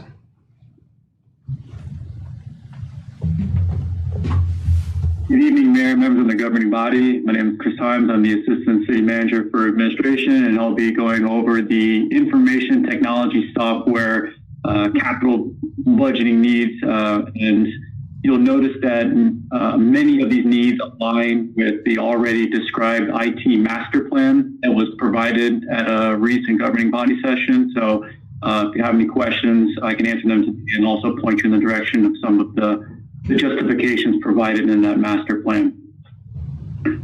So overall in FY22, we essentially through that master plan, we identified a lot of critical items that ended up being covered by CARES Act funding. So what we ended up doing was focusing our attention on completing a lot of those CARES Act related software implementations. And then starting in 23 with looking at some of the larger critical items that we still have remaining while doing the due diligence at replacement. So that's what FY22 is about. It's more about performing the necessary due diligence, specifically for our ERP. And that's why we have the $25,000 to develop the ERP request for proposal document, as well as trying to find the consultation services to help us evaluate the type of ERP that we want to go to going forward. And then also when you think of ERP, part of that could or could not be our utility building software enterprise system. Usually enterprise utilities or utility software support can be involved with the ERP, but also it can be set alone as its own standalone piece of software. So we wanted to make sure we wanted to evaluate it as an independent software platform. So that's where you see that evaluation support independent from the ERP support to provide a little bit of context there, as well as continuing to build out the implementation for additional layers as needed for our ESRI ArcGIS online capability, which is going to be kind of an ongoing project in the next year. Next slide.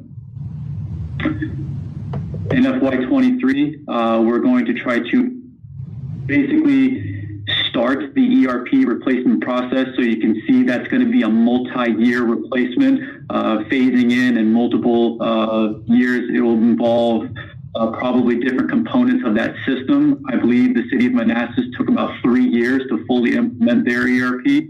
So we're approaching it in that manner. So you can see spread out over 3 years, we would look to provide the bulk of that cost of that implementation in FY24, possibly 25. Another component, it kind of aligns with our GIS integration, is the automated vehicle locator platform. We currently have that today, but it mostly pertains to our public safety vehicles. We would look to expand that into one consolidated solution for the entire city for not only public safety and emergency management related purposes, but also for the remaining part of our fleet.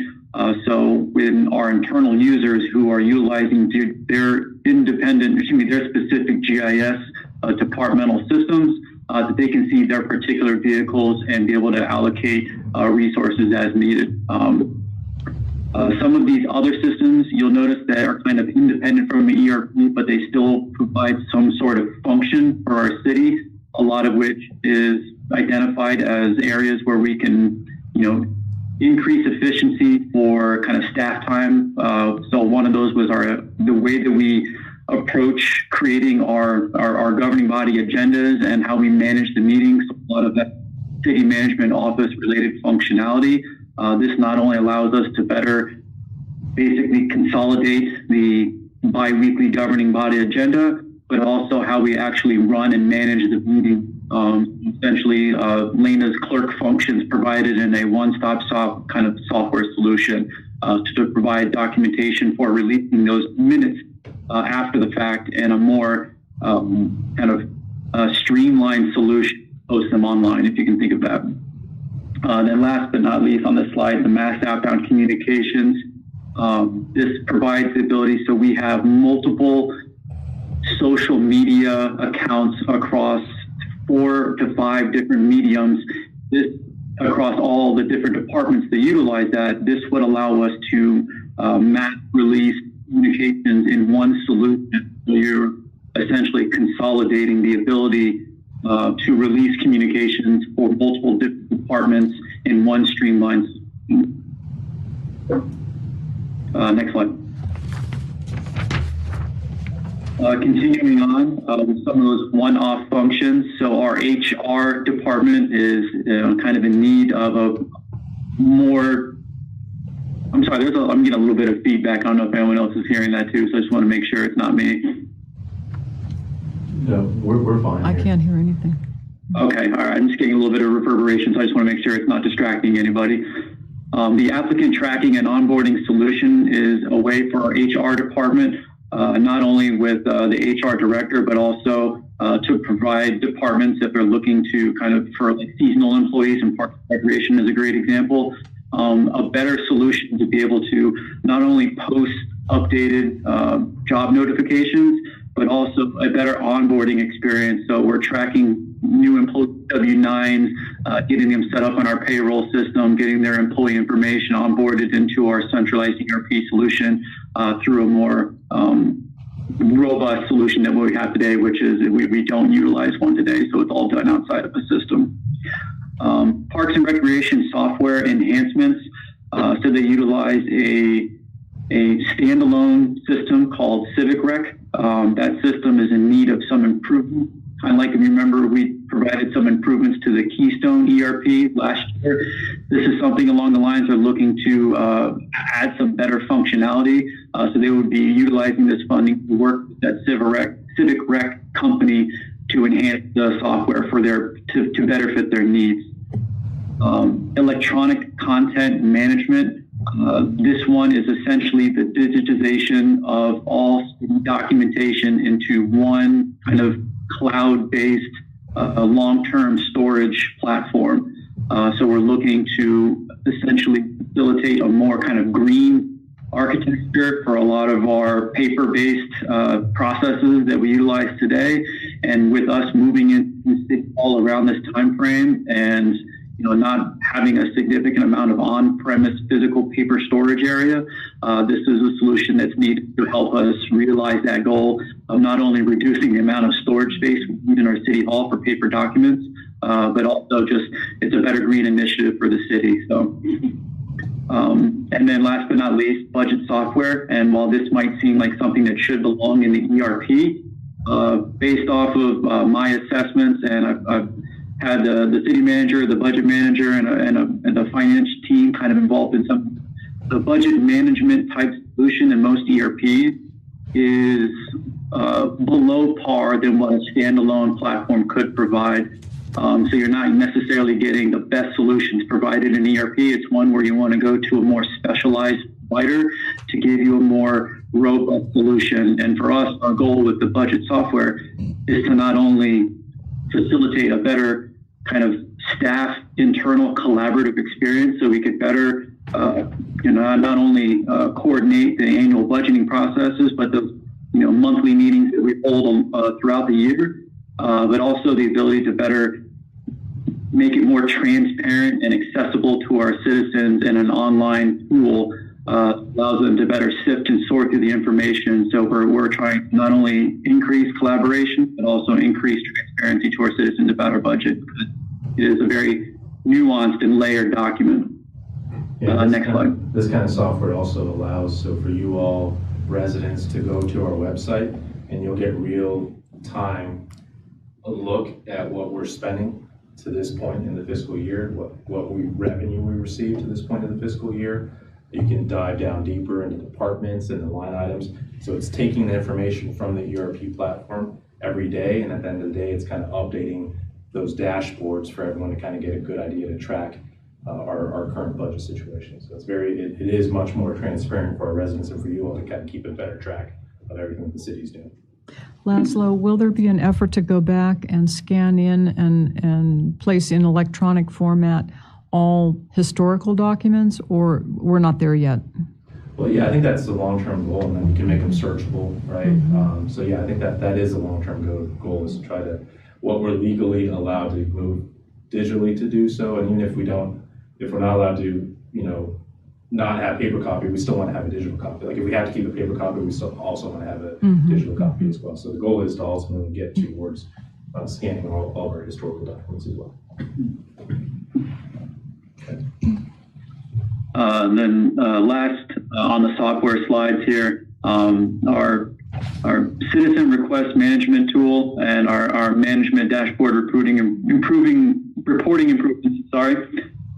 So think of citizen request management as kind of a multiple kind of phase product. So your ability, and this is independent than like those 311 code complaints or anything. This is kind of an FOIA management, or for Freedom of Information Act requests. There are other types of kind of citizen requests that come through with, I'm sorry, the nuances escaping at the moment. I can real quick and come back to you, but just think of it like a multifaceted engagement tool with our citizens that we would provide online, and I can probably provide an example here. But that's one that just kind of continues to enhance the customer service experience with our citizens, better engage with them, send emails, notifications through one centralized product that's not normally included in ERP. I think I have that correct, as well as the manager dashboard reporting type improvements. So all of these systems that we've acquired over the last year and going forward over the next few years, we're generating a lot of data, and all the data that's combined at the departmental level from different systems. So these dashboard type tools sit on top of multiple systems and aggregate the data up to the manager so they can then have a full understanding of what's going on in their departments. And not only will that help better drive decision making, but also help kind of reporting updates to our citizens, post those online, embed them in social media, as well as provide them in routine governing body reports. And you're doing it real time, so it's not taking weeks, potentially, of staff time to essentially combine all of the data spread out over multiple spreadsheets. You're doing it in a more kind of one-stop shop type solution. Next slide, I think that's me. This is similar to the budget. Again, it'll allow our residents and you all to go see real-time kind of performance results and dashboards for across, kind of like Chris was saying, it's interfacing with all the other existing softwares, like the fire department software that gives all their response data. Same thing with Calvin's department. Once we get Do Solutions up and running, they'll have all the data about road maintenance work, water repairs, all those things, and they'll update a dashboard so you can kind of see all the outputs that the city's generating, or key metrics that you want to see as well. So you can say, focus on X amount of metrics that we want to keep tracking, publish those so we can kind of keep a daily or monthly kind of update on what that looks like. Okay, so moving on to hardware. Dawn, are you there? Good evening, everybody and Mayor. Yes, I am. Can you hear me? Yes, thank you, Don. All right. With working with Client First, we've come up with a long scale for scheduling with new equipment and refurbishment and that kind of thing. with the hardware, we're looking at every year purchasing 25 new workstation or laptops per year so that we can roll out now, and as we go, we're not going to need more, we will be doing new workstations. And this will help us keep our machines fresh. It'll help them be up to date with the latest. 5 years is usually the recommended time to upgrade to a new computer. Anyways, with that. For the number 2, you can see the price, $52K. And it'll be going on every year. And we'll take the old ones out and replace it with the new ones. To the server for PD, we have a server at PD that needs an upgrade, a new server for upgrade. It's end of life and it's time to change that server out at 10K. The up batteries, the UPS batteries for PD and for a battery backup at PD building and for the City Hall are time for replacement in the next year.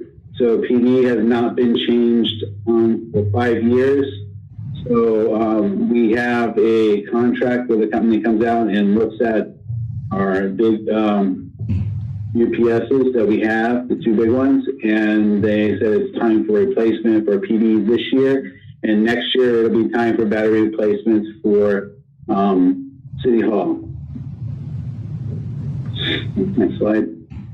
All right, with looking at the refreshment, it is time for us to do a VMware upgrade, server refresh.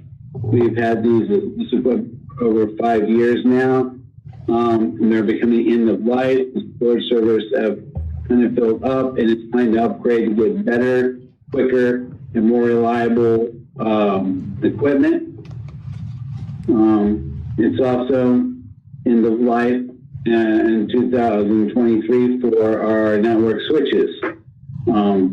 We'll have done it. We've had those switches for a little over 5 years. In 2003, it was time to replace those.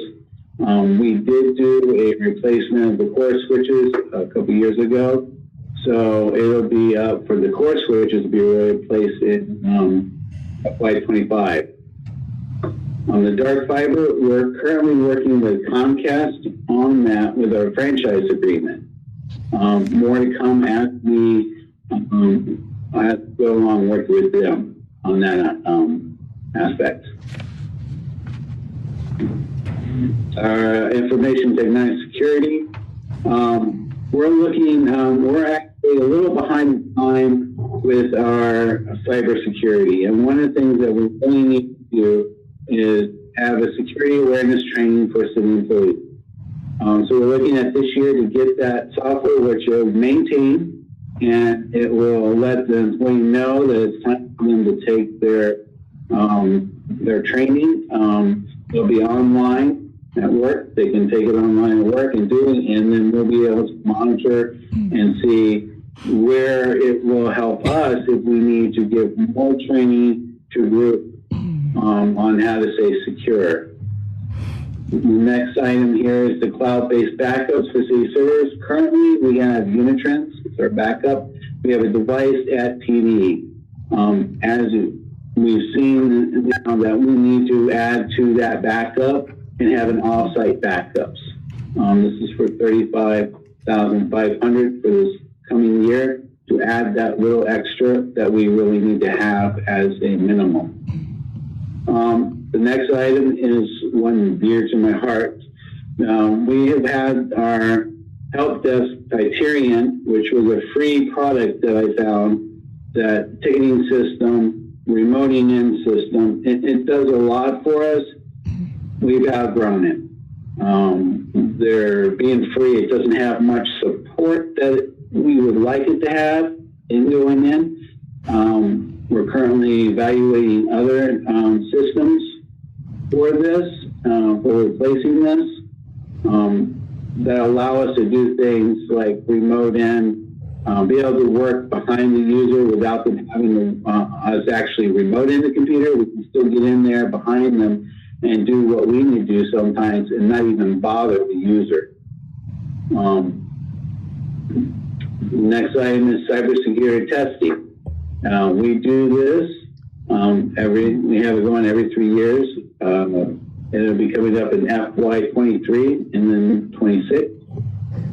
Our antivirus is through Hyperion, but it's called Komodo.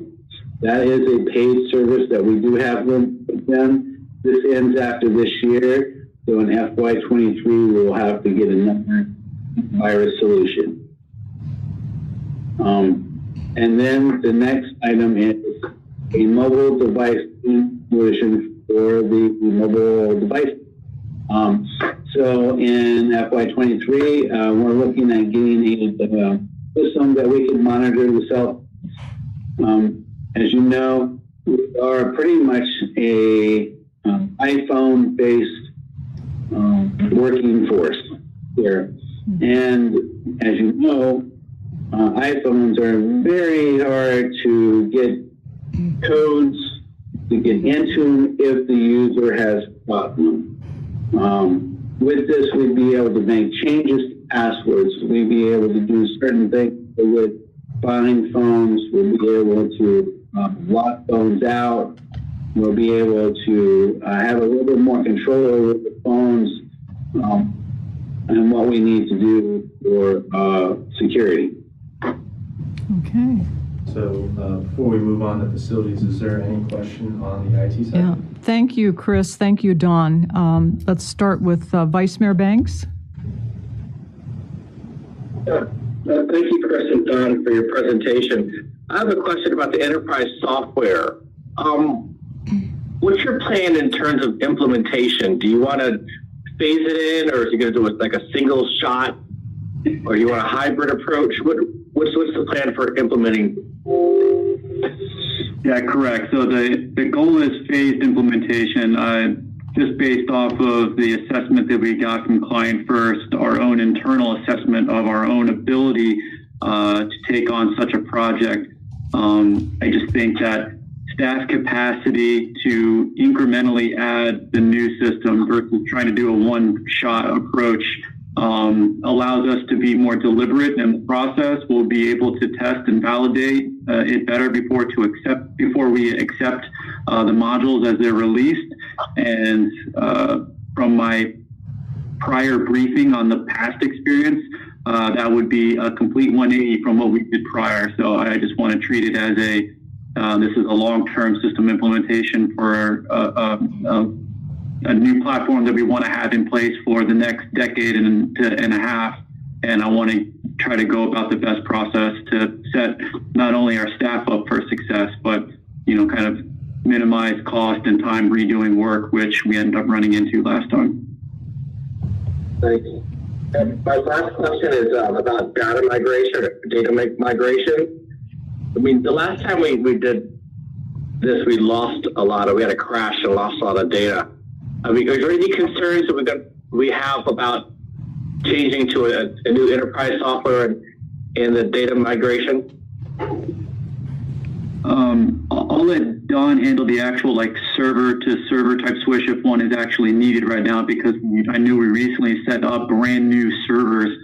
But also the emphasis on an ERP replacement. I know we don't have our metrics set up yet, but I do know that potential evaluation for a replacement would be on one that had a cloud-based platform behind it. So not only would we have that just level of risk management by having kind of essentially two support systems in place, one to facilitate not only kind of having a URL-based tool so our city employees can log in from anywhere. They're not, attached to a desktop license to access the system, but just from a security standpoint. So I don't know if Don, you have anything to add to that. Well, I can add. Preston, just for clarification, so when the city moved to Keystone, the Bright server had crashed, and so they weren't able to get the data. They could have paid a consultant at that time, I believe $55,000, and he would have recovered the data for the city to allow them to do the migration. They decided not to do it there. We met with that same consultant when we had Sabir on our staff, the IT project manager. We paid him less than $10,000 for the consultant, and him partnering with Sabir, they were able to do the recovery of the data. So that was kind of the issue last time was just kind of the server crash, the unwillingness to kind of recover the data, and so you could do a proper migration. To Chris's point, now we have new servers, so that won't be an issue this time. But you're absolutely right. We want to make sure that we're not doing this cold without migrating any data. Thank you. Thanks, Preston. Councilmember Javed?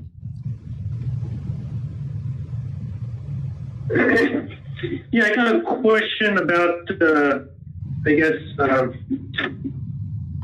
I think I'll remember when we had this meeting, but we were talking about kiosks where residents can pay for bills in these kiosks. Is that implemented in this hardware plan?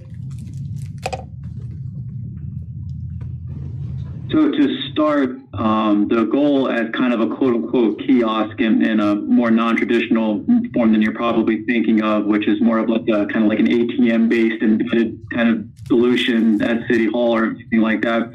Kiosk in this instance would be provided via a tablet that's provided by our payment portal provider. NIC Virginia is their name now. And essentially they would just be setting up those tablets around the areas in City Hall, both in the Treasurer and the associated departments that are going to be set up to receive payments.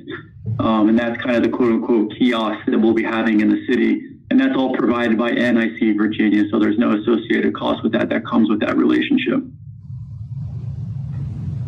Integrate with our software that we're implementing, correct? Yes, not only are we, hooking them up to have a keystone integration, but the long-term goal is to make sure that we align that with any new potential provider, because if we are going to be replacing our ERP within the next year, there's kind of an interim path followed by a long-term path. So we wanted to make sure that the payment portal provider could do both pretty easily, and they can. Then I got one last question is how many servers does the city have, and what is the life expectancy of those servers? Don, that's for you. Yes, so I don't have that exact number right in front of me, but I can get it for you. Most of our servers are virtual. So the servers themselves are fine until the Microsoft portion of it goes to end of life. The hardware is 5 years. So we have VMware. So we have one server, one base server, and one storage. And then we run about 4 or 5 servers on that. And then we have one over at City Hall that does the same thing. And then we do have some that are physical servers that we're phasing out. And I can get the number for you, but I don't have it right at the top of my head. Oh, you're fine. I was just curious because on your presentation, you only had the police department upgrade. I was wondering if there's any other upgrades need to be done, or are we going to be replacing some, going to cloud-based? So that one is their CAD server, so it's not virtualized. So it's time for to upgrade that.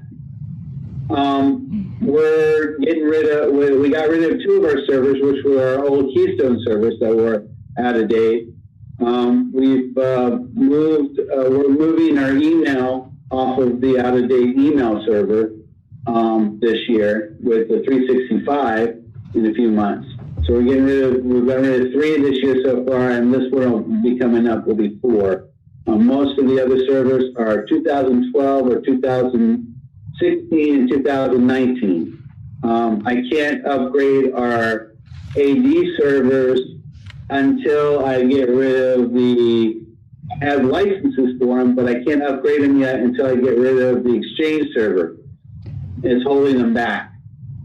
So once I get that, then I just upgrade those servers, and then we'll be to 2019 for all our AD server and most of our servers. Thank you, Don.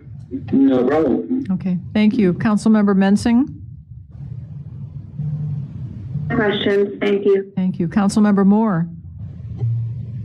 Yes, first of all, thank you for the presentation, both Chris and Don. I had a software question for Chris. On the budget software for $40,000, is that a standalone piece of software, or will it interface with the enterprise software? Both. A lot of these integrations occur via kind of an API, which is an automated processing interface. So essentially, it's just an automated connection point where the systems are set up to talk. So the system can be set up to talk on what Laszlo described as an instant and like an immediate basis. So we're getting real live information feeding from one to another. And that's what you're getting when you procure kind of more modernized systems that have that direct API interfacing capability.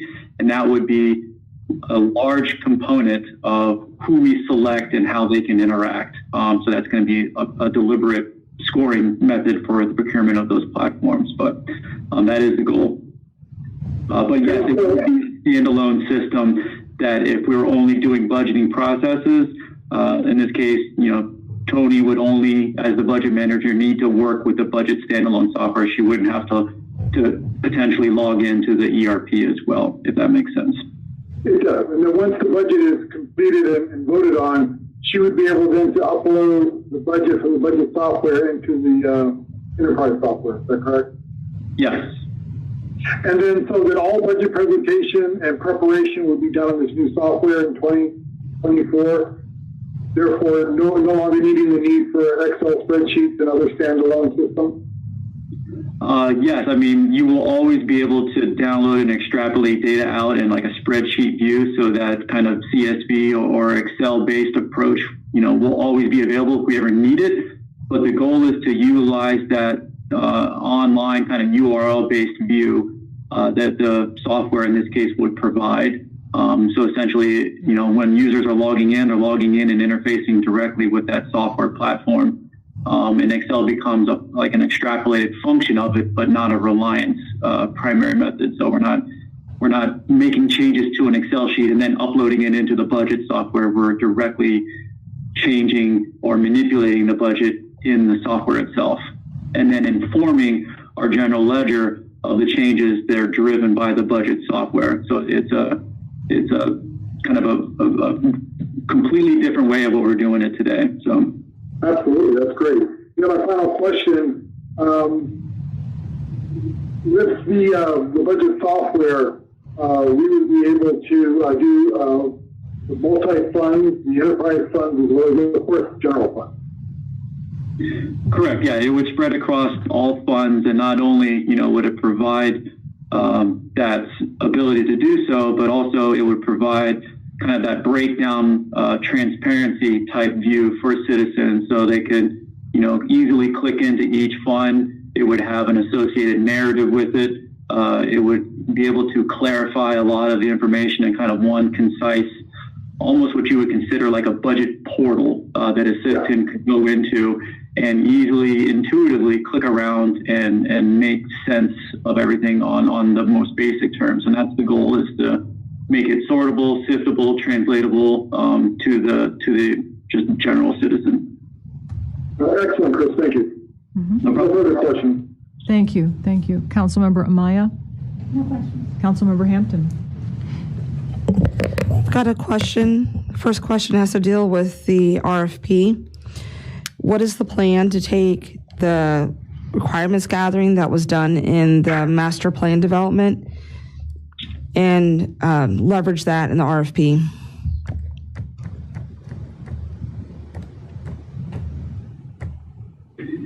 Yeah, so the plan is to utilize the learnings that we found from essentially what Client First provided in the IT master plan. And we would utilize that in a scoping of any agreed RFP development. So the RFP development process is kind of what we've already somewhat performed, but we would go back in and do a full needs assessment, because what the master plan reported was a needs assessment for what we're currently deficient with our current ERP. We would just do a needs assessment also to include kind of what a consultant will provide, which is these are the best practices of how they should be done just in general. We would kind of combine that into an RFP proposal to seek out that same consultant services to not only provide that RFP, but also to counsel the city on selecting the new ERP, if that makes sense. It does. Thank you. And the other question I had was regarding the remoting in software. Was that a one-time license fee? Is that based on the number of users? It is based on how many techs you have. So the licensing goes with if you have 4 that remote in the computers. Is what I'm looking at right now, but different softwares do different way of doing licensing. But the one I'm looking at does that right now.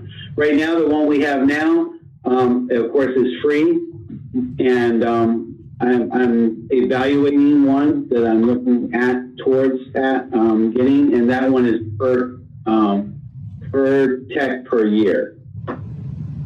Okay, thank you. Thank you for the presentation. Great, so moving on to facilities next. This will be for Calvin Odell, and I'll chime in at the end for a couple projects. Calvin. Good evening again, everyone. The first slide here is sort of a misnomer because it says Public Works and Garage, but we've deferred the roof and the Public Works building and the HVAC replacement at the Public Works building in light of the fact that we're now pursuing acquisition of a new building for community development and Public Works. So the only remaining project on this slide that we're seeking funding for in FY22 is the rugby storage yard improvements. They're not actually at the garage and Public Works facility, rather off Rugby Road. But these improvements will provide actual concrete bins for the storage of materials or roof to protect our fill materials and keep our spoils from getting saturated, and will provide a nice hard surface for the equipment to operate on, as well as lighting for our nighttime activities, and a permanent best management practice storm facility to catch the runoff that leaves the site. That's again $150,000 in FY22. Next slide. Next, we're dealing with facilities improvements at the police station. We currently have roof repairs slated in FY22 for $120,000. We're doing some leak testing in this fiscal year to figure out what the exact scope of that work's going to be. Once we get that roof, those leaks repaired, you can see some of these pictures on the left of this slide where water has been infiltrating into the electric room. Some of this equipment's already had to be replaced under emergency repair, but we'll want to get any electrical equipment that's been saturated in that room replaced. Unfortunately, there's very large switchgear and things like that inside this room that are going to come with a hefty price tag. $150,000 is staff estimate for replacement. On the next several slides, you'll see some pictures of the actual condition of the PD flooring. The flooring has started to become saturated and pop up off the floor. We're investigating some perimeter leaks that may be causing the issue, or perhaps water pushing up through the floor. But we anticipate the PD flooring replacement at $40,000 in FY23. Again, we're experiencing, leaks around several of the windows and things like that. So we're putting in full building paint and caulk in FY24. This is all exterior work to try to tighten up any leaks around the windows, things of that nature, and restore a nice look to the building in FY24 for $20,000. You also see pictures in the coming slides of how the precast stone stairway and the precast elements on the front of the building that are very stained, and they're very unsightly right now. That's from water pushing out of the front of those steps and causing a lot of staining. That again, we're anticipating at $40,000 in FY25. And then the last one is very important. So there's a VAV, a variable air volume box system for the HVAC at the PD that's served by a boiler to do hot water reheat. We need to replace the chemical treatment for that boiler. Without proper chemical treatment, the system itself can get growth on the inside of the pipes, can lead to premature failures of your solenoid valves, potential clogging of the actual reheat coils themselves, rendering the system unfunctional. So we've got $20,000 budgeted for FY24 for that. Total cost is $120,000 in FY22 and $390,000 over 5 years. We'll go to the next slides, which are some pictures of the actual issues. Want me to move on to fire station? The fire station is, the issue there is replacing the bay doors. These are very large bay doors, but they're of the traditional roll-up style. These have proved very hard to maintain. They're used quite frequently, and they're very large for this style. They actually keep extra spring coils up in mezzanine because they break so often. You can see in one of these pictures how some of the hardware has been adjusted and moved multiple times. So we're proposing that we replace these roll-up style doors with something that's becoming more and more popular in fire stations across the country, which is a bifold door. It's not only a more substantial product, but it's also a more energy efficient product. So it provides durability and energy efficiency. Next slide. The next slide is about building automation system. Again, we have put in several HVAC systems to several new buildings, and in those we're actually putting in system controllers. But what we don't have is a universal system to tie all of these controllers together so that we can monitor all of our facilities from one remote location.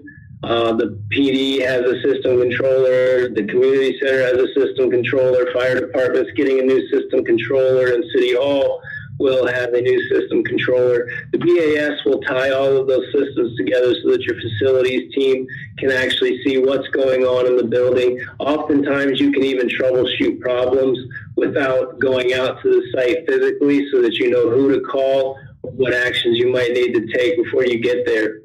We're estimating the total cost of this at $125,000, but that's $25,000 in FY22 and then $100,000 in FY25.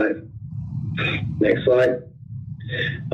This is for public parking lots, sidewalks, and access roads. This is actually providing resurfacing of the existing parking lots, improvements to the access roads, the concrete sidewalk repairs, and upgrading the lighting at these facilities to LED.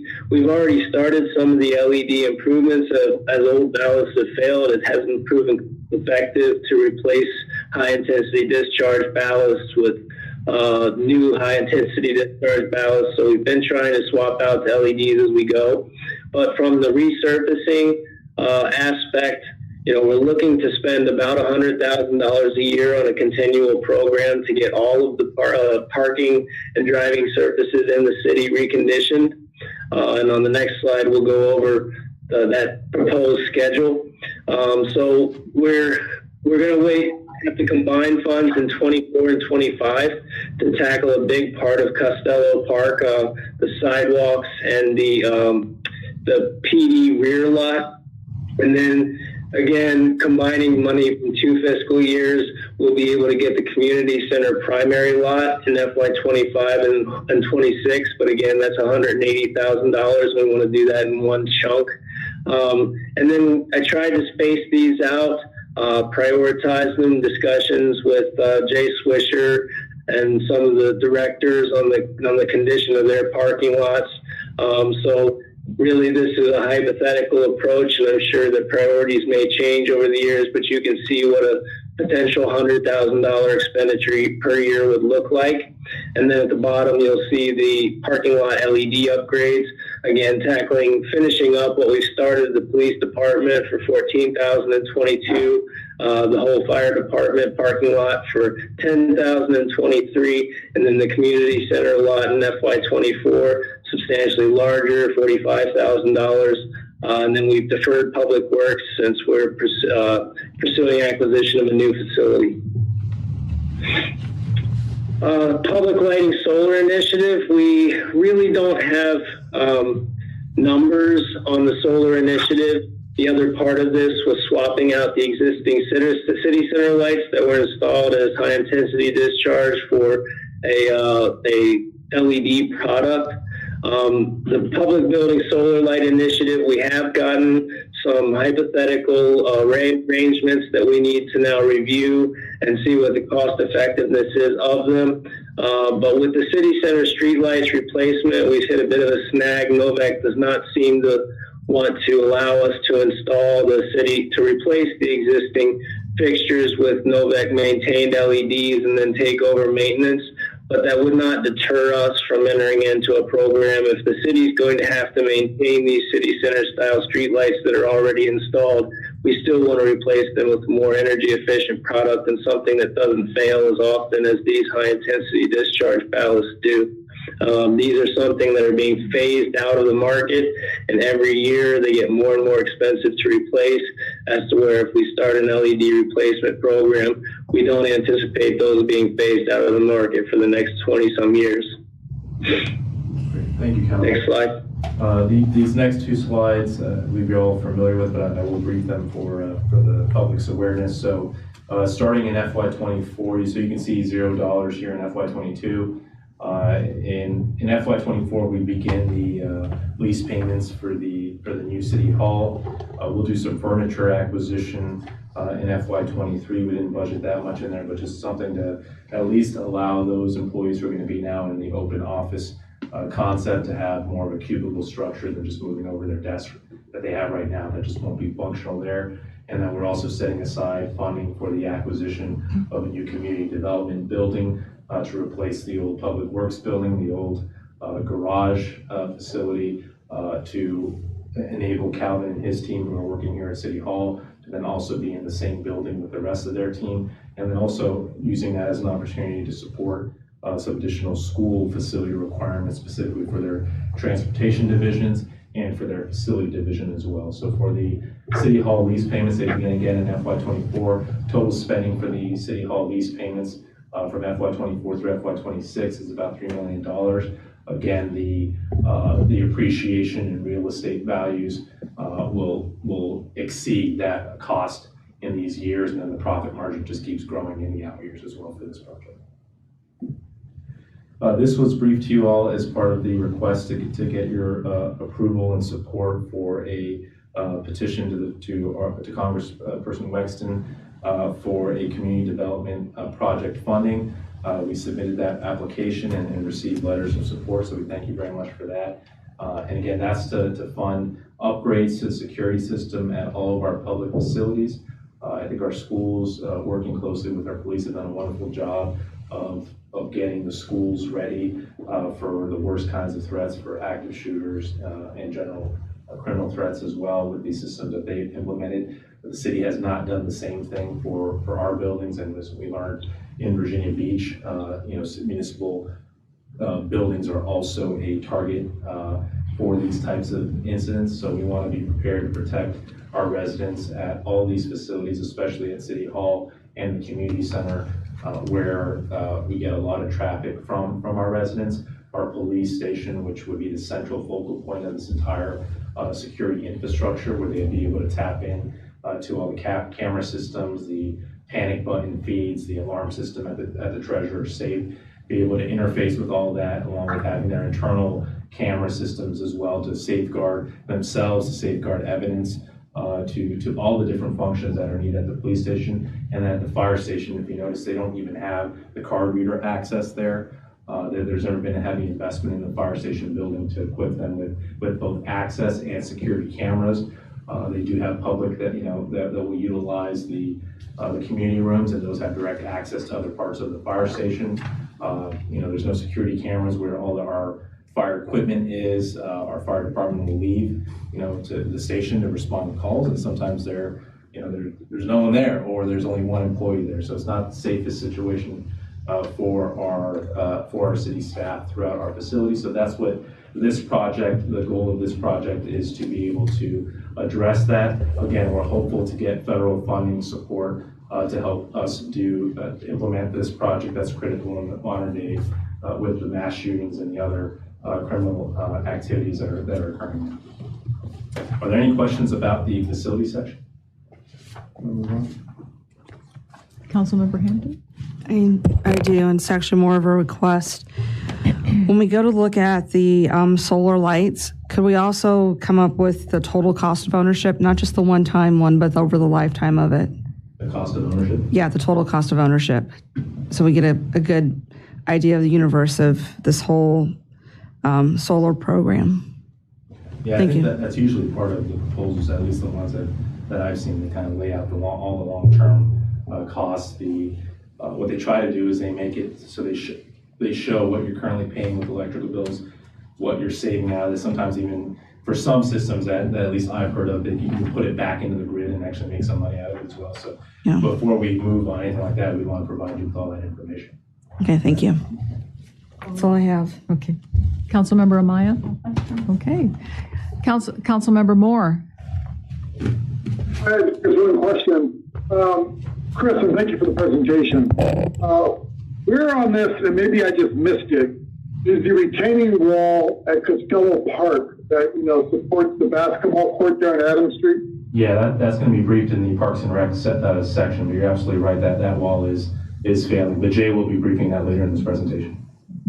Okay, great. Thank you. No further questions. Councilmember Mensing?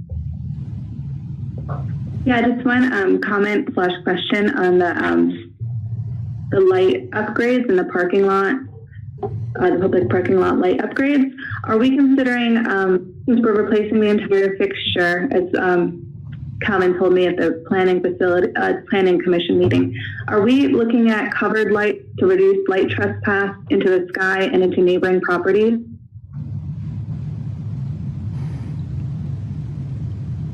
So you're talking about lights that only point in the downward direction? Yes. I haven't seen the exact. We were trying to stick with something that was aesthetically similar to what was installed, but we can certainly explore that. We've already had to replace some fixtures at the police department. We sort of skipped City Hall because obviously we're getting a new facility there, but we were trying to match either at the police department with something that can be fit into the same can. So an actual LED upgrade pack that fits into the same can, so you can utilize the same housing.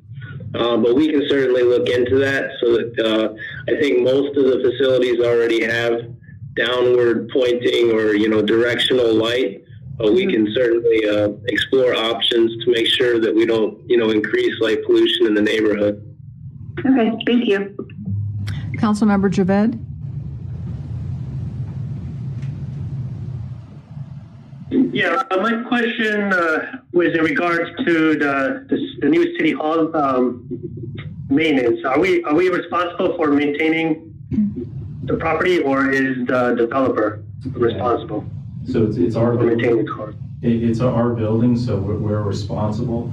Any tenants that we have, we're gonna charge kind of a common area maintenance fee as well towards that effort. For kind of the shared spaces, that would be the same thing for the developer-owned building, where we're eventually gonna have to enter into some kind of covenant between the different owners, the owner of Building C, which is Norton Scott, and the city for kind of that maintenance efforts, and then as well. Once Building B, the movie theater, gets up and running as well, the owner there for kind of common area maintenance of the plaza and other supporting elements. So that's something that we'll be charging towards the developer and the businesses, but also it's just like we do our maintenance right now for our current City Hall. That'd be the same thing. We'd be doing the responsible for the maintenance of the new City Hall and the new library as well. Right. Well, in this case, we would be a tenant, so I was just curious how that worked. But that would also include like the roofing and HVAC system as well? Correct. We're not technically, remember this is lease to own, but it's a different structure where we retain a semblance of ownership in the interim until we finish up paying. So the ownership rights that we have even before we're done paying, it includes kind of that obligation to maintain it as the owner, landlord of the building. If that makes sense. And then I guess the CAM charges, the common area maintenance, like dumpster fees and everything will be split between all the tenants in that building. Exactly. It's kind of the pro rata share of kind of the impact for those, or kind of usually for some of these CAMs, it's usually a certain dollar per square foot that's charged to the tenants.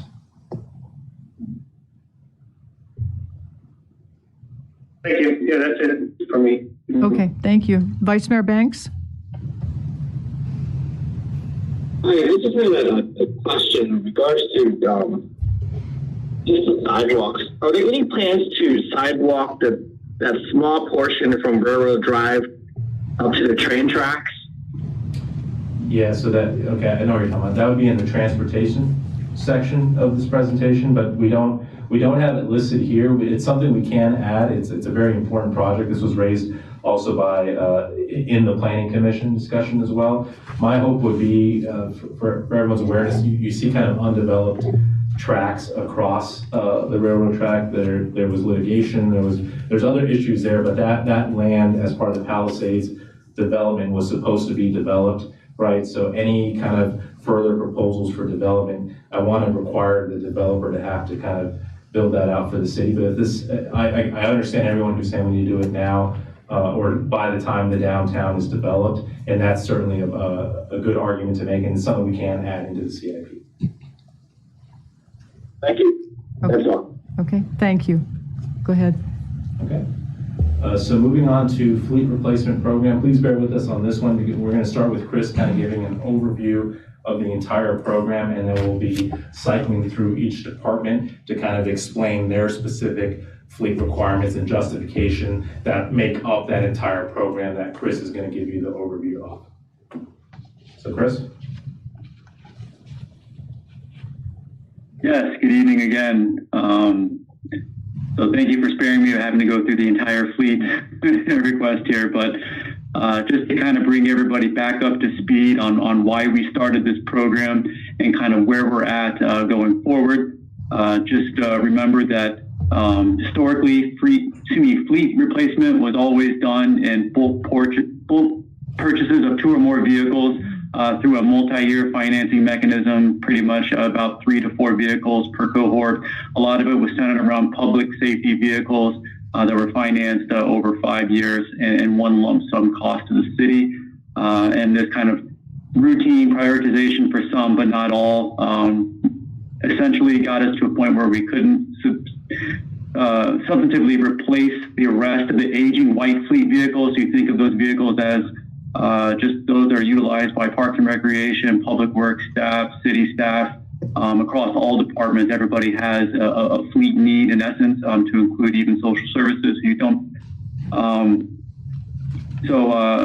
The goal here was to find a centralized strategy that we could actually consolidate the entire program into one centralized lease, where we would then have a consistent onboarding program for new vehicles each year. The number count being fluctuating year to year, but always meeting that operational demand for those vehicles that need to be replaced right away, and also meeting the needs for the operational capability. So we maintain that consistent level of always having, especially for the response vehicles, those operational needs met when they're called on for having kind of a more modern and up-to-date fleet, with the total goal of being the cost of procuring the vehicles, the added equity back in from selling back the prior vehicles, as well as the decreased amount that we spend on maintenance and specifically fuel, which you've noticed the increase in fuel prices, getting to a more gas efficient fleet, were all priorities of this to kind of lower our overall total vehicle cost, if you can think of it in that term. So the benefits also reduces the management burden on city staff. So it's kind of one centralized procurement model rather than department by department. It also, just mentioned, reduces the risk in offboarding aging fleet materials. We no longer have to rely on maintaining a fleet maintenance inventory of really old parts to continually try to replace, which the longer and older that they get, the costlier it is to actually to provide that maintenance.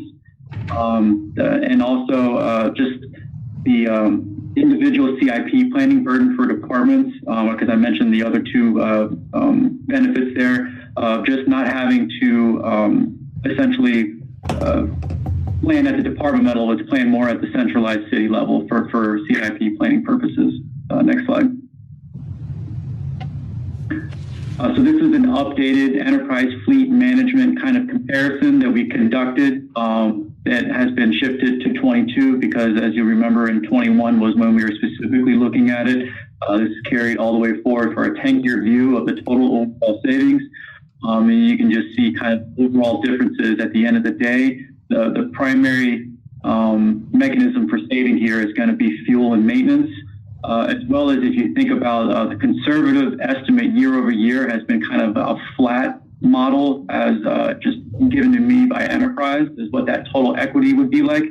But the top line of vehicle costs will always be less equity in the second line, bringing that third line total on the top there of what the actual realized annual lease payment is for just the vehicles. And then of course you factor in the fuel and maintenance. And then as you can see in FYs 22, 23, and 24, that's kind of the diminishing foot of existing capital leases that we have for vehicles that will all but go away. So the other goal of the program is we no longer have incremental added interest at the department level for those specific capital vehicle needs. We're kind of combining it into one view. So next slide. So this is the update, kind of where we're at post-COVID. So last year, this was brought forward to the governing body, and essentially because of the limitations of what COVID did as far as the financial unknown, we ended up only replacing one vehicle, which was more of an operational need for the fire marshal vehicle, considering the vehicle that he was using was not only old, but also wasn't for purpose for him to utilize, considering he has a lot of needs for hazmat type materials, in which case he was having to store them inside of his car, so that wasn't necessarily the best case use. So the goal was to get him kind of a utility body truck so he can store that material externally from where he sits and rides around in. So that was the need to replace that vehicle. And also provided a little bit of like a guinea pig process for the city to learn kind of what it means to procure these vehicles through enterprise, how to itemize out the kind of vehicle specification requirements, and then go through the upfitting process, specifically in this case with an emergency vehicle, which as you've seen in the past, emergency vehicles have an extensive upfitting requirements process because not only do they need to deliver the vehicle to the city, but it needs to have already installed radios, laptops, software type equipment into it, as well as lights, bars, all the different stuff that's attached to the vehicle in itself before it's considered to be like an operationally ready vehicle. So where we're at is, the minimized input that we had for vehicle lease purposes in FY21. It just kind of floated the program to essentially start in FY22. So we are recommending via the original analysis and what was provided to us as a recommendation to immediately overhaul the significant portion of the fleet that were older than X amount of years. I can't remember what the average age of the 27 vehicles that we're replacing, but it is well beyond 10. And that is a recommendation for the fleet program going forward, just like last year would be to onboard that 27 vehicle cohort in FY22 and kind of start the ramp up process fresh. And now we have the benefit of understanding the enterprise process a little bit better as well. So I'll go to the next slide. So one thing before we start the actual vehicle kind of justifications was we did realize that there was an added benefit for itemizing out the cost of, in this case, that more expensive public safety equipment, essentially the hardware. So things like radios, laptops, and any other devices that need to be installed into those. They would now create separate capital lines within their individual departments for upfitting cost purposes. So this doesn't include labor, it's just the price to procure the parts. And then when we are procuring it on our side, we then provide that material to our city's aligned fit partner. Enterprise delivers the vehicle to that partner. They install the equipment, and then we provide it from there. And what this also does is the vehicle equipment, in this case, may have a longer life than the vehicle itself because we try to do a replacement cycle of every 5 years. So let's say a radio or a laptop could be 7 years. We actually then have the ability to take that equipment back and put it into a future car. So we have that ability to be a little bit more flexible with our future equipment needs.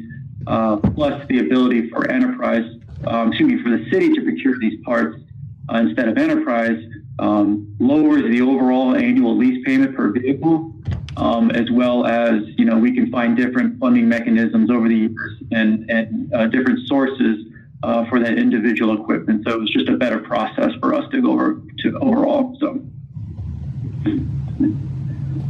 this is at a high level. I'm not going to go line by line here, but this is the updated vehicle replacement request list. As you'll see in the second from the right column there, those are the vehicles that we have aligned per use, in which case the department directors will be kind of discussing their overall justifications per vehicle.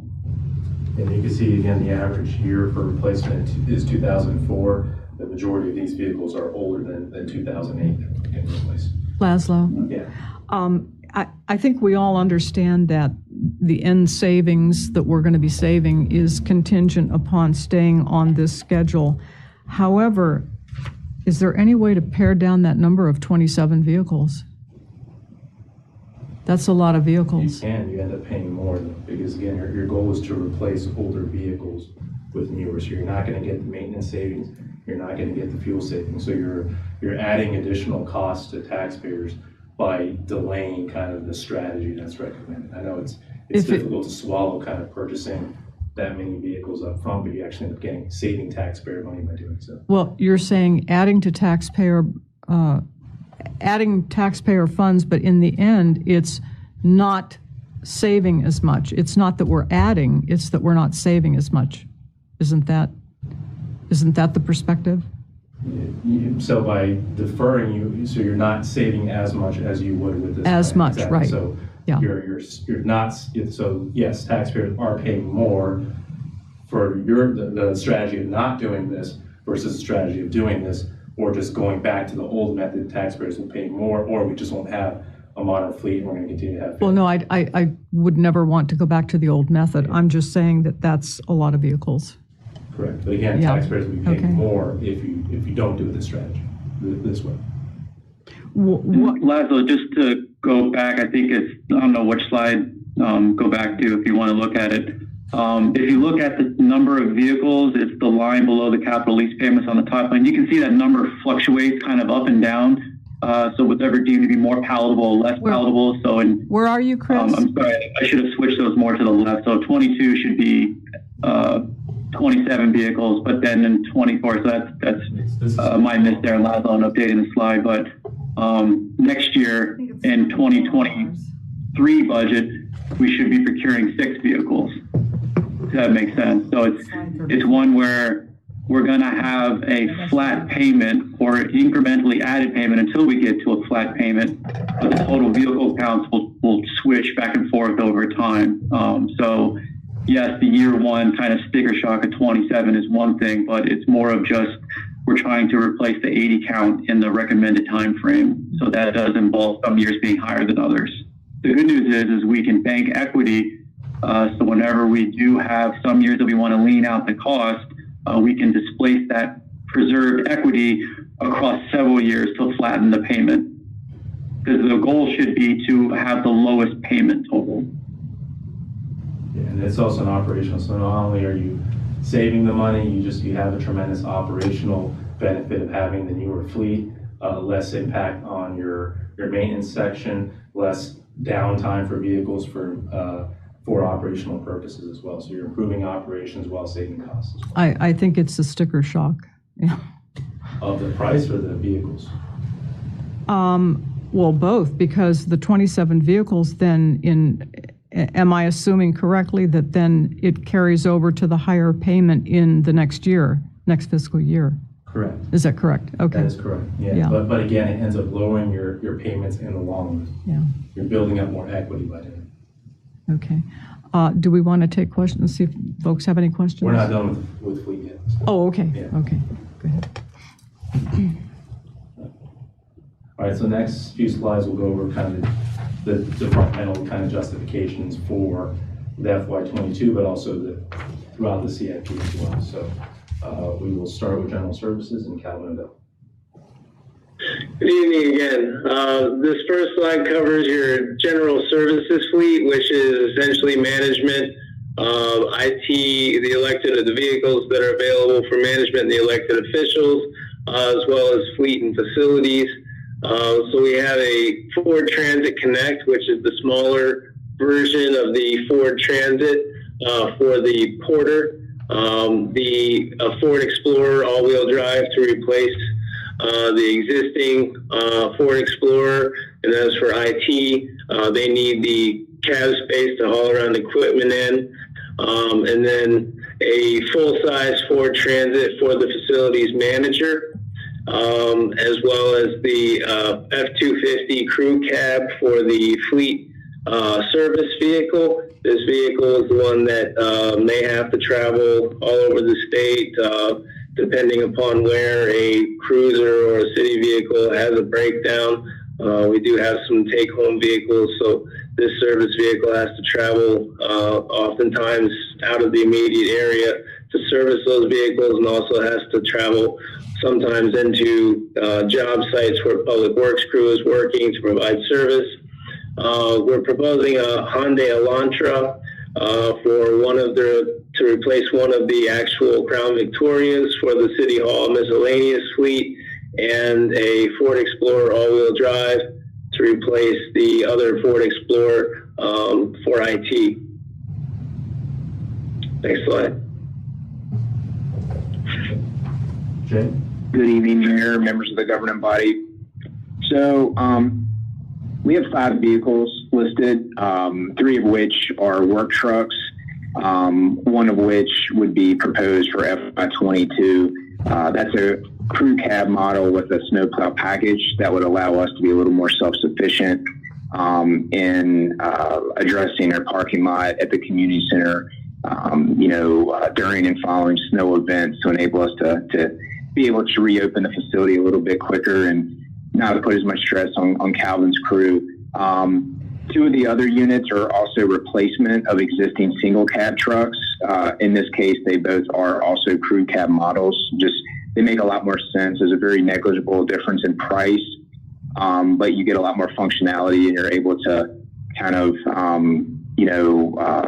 increase the number of crew or staff that you can kind of take around simultaneously. So it makes sense from that regard. We would be replacing the 2 existing single cab models. And then the other 2 vehicles are a 15-passenger van and a Chrysler Voyager. The Chrysler Voyager will be replacing our current sedan, which is kind of a general purposes vehicle. It sometimes gets utilized for maintenance type tasks, or picking up supplies, carting equipment across town. So having the functionality of kind of a more of a utilitarian vehicle makes a little more sense. That's why we're looking to replace the sedan with a van.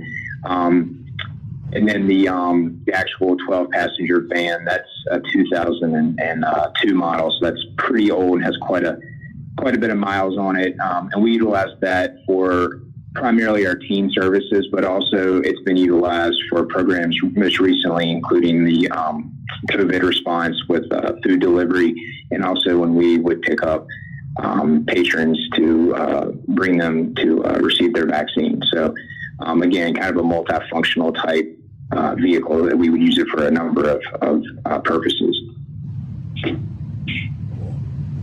Thanks, Jay. Randy? Yep. Good evening, everyone. Randy Knights, Director of Social Services here. We currently have 3 vehicles, 2 2003 Hondas, and that is not a misspeak. That is truth. They're 2003s. They're 18 years old. And one gifted Crown Vic that the police department gave us, which is also a 2003. We transport some of the city's most precious cargo when we have to remove children from homes. We also need transportation throughout the state for training, and when children have to be placed throughout the state, or if the court orders us to conduct visitations. We're looking to replace the 2 Honda Civics with 2 Hyundai Elantras, and then also replace the Crown Vic, but with a minivan, which would allow for easier transport of children. Again, we sometimes remove them from placement to the next placement, which requires us to take all of their belongings.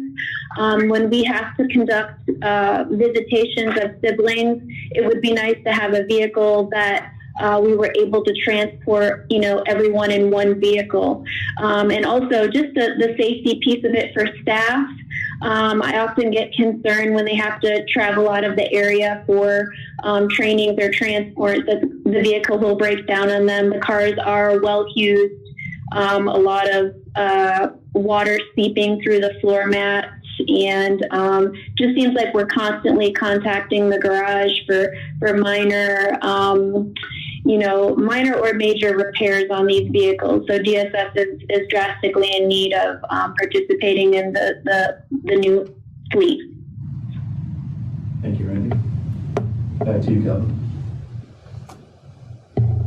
Okay, this next slide covers the actual development services vehicles, which consists of a new code enforcement vehicle, a Hyundai Elantra, to replace the Crown Victoria that we're currently using. Hyundai Elantra is far more fuel efficient on a smaller vehicle footprint, makes more sense for getting around in a crowded city and minimizing fuel costs. For the building inspections vehicle, we're recommending an F-150 4x4.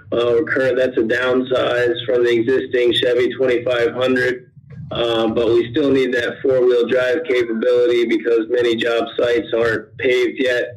So we're driving on mud and dirt to access the site.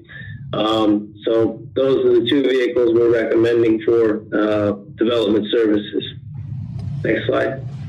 For public works, most of these vehicles are standard F-250 four-wheel drives that will be fit with plow and spreaders. But there is one crew cab that will be replacing our current brine sprayer vehicle. So it'll be fit out with an actual brine tank and brine sprayer for pre-treating operations.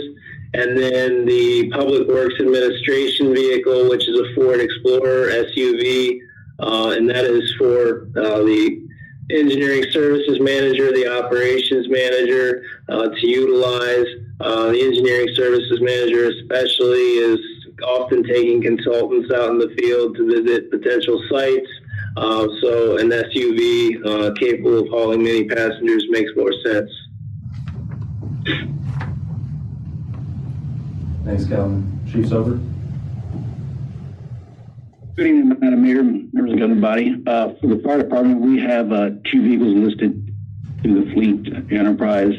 One is for the deputy fire chief, and the second one would be for the EMS supervisor or the EMS captain. Currently, both vehicles are aging Chevy Tahoes, four-wheel drives. We're looking to downsize those to some sort of smaller SUV that has an all-wheel drive capability. As Chris talked about earlier, we're trying to save on fuel and so the goal is to replace the deputy who has a lot of response capabilities within the city for operation, as well as the EMS supervisor who responds to a lot of EMS calls within the and both have a lot of meetings they're going to start going back to once we get out of the COVID. They both traveled throughout Northern Virginia and the COVID and the COG region quite extensively. So the project cost would be $23,124 in FY22 and $115,623 over the 5 years. Great. Thanks, Chief. Mr. Mayor, members of the governing body, these are the 4 vehicles that we identified for the police department. 2 of the vehicles that the pictures there, those were vehicles that we seized back years ago on a case that we worked and we repurposed for command staff and investigations. We auctioned them off last year, anticipating that they would be replaced in FY22. Due to COVID and some other budget restraints, we decided to hold off and replace them this year. The other 2 vehicles were identified by the Fleet Services Division and the garage that needed to be replaced, and I guess Enterprise 2 identified them, so we're asking for an additional 2 vehicles to be replaced in FY22. Any questions on the fleet section before we move on to the next one? I have a dumb question. Vice Mayor Banks. Vice Mayor Banks, do you have any questions or comments? No questions, thank you. Okay, Councilmember Javed.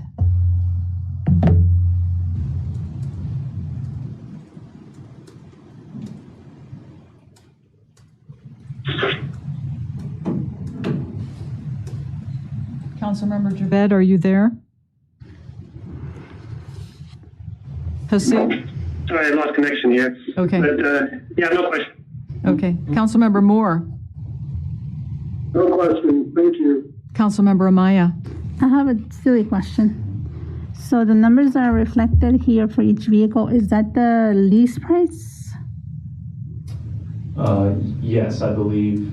Chris, correct me if I'm wrong, but that's the annual price, the annual payment. That is the annualized price, not the monthly price. Just to clarify for the council member that asked, I'm sorry. Yeah, so that's the annual price that we're paying for the vehicle, but then you can see the project cost. That's where we have the totals. Okay, thank you. We tried to annualize the price to show the total potential 12-month cost. However, these vehicles have different onboarding schedules, so they'll be brought in, potentially in the late fall, early winter. We only pay when we receive the vehicle and it's been validated by the receiving department. So the annual cost is likely to be lower per vehicle because we're not paying them in that full scope of the receiving year. But just so you know, over year-over-year basis, but from a budgeting standpoint, it helps to show the total cost potential for a 12-month thing. And so you know that, likely it's going to come under based off of that receiving schedule. Okay, thank you. But the vehicles with less upfit demand are going to be probably right off the first few months, whereas the more complex vehicles will be later on in the fiscal year. Okay, thank you. Councilmember Hampton. Yeah. So my concern has to do with my time here in the city. I've watched us go through 2 really bad economic downturns. The early 2000s was kind of unexpected all around. And then I think it was early 90s where we had another, where we had to do a lot of slashing. I don't remember what caused that, but that was a long time ago. So the first question, which is connected to what I just said, is if we should have an unexpected economic downturn, which we know can happen, then are we still on the hook for paying all of these 27 vehicles throughout the agreement?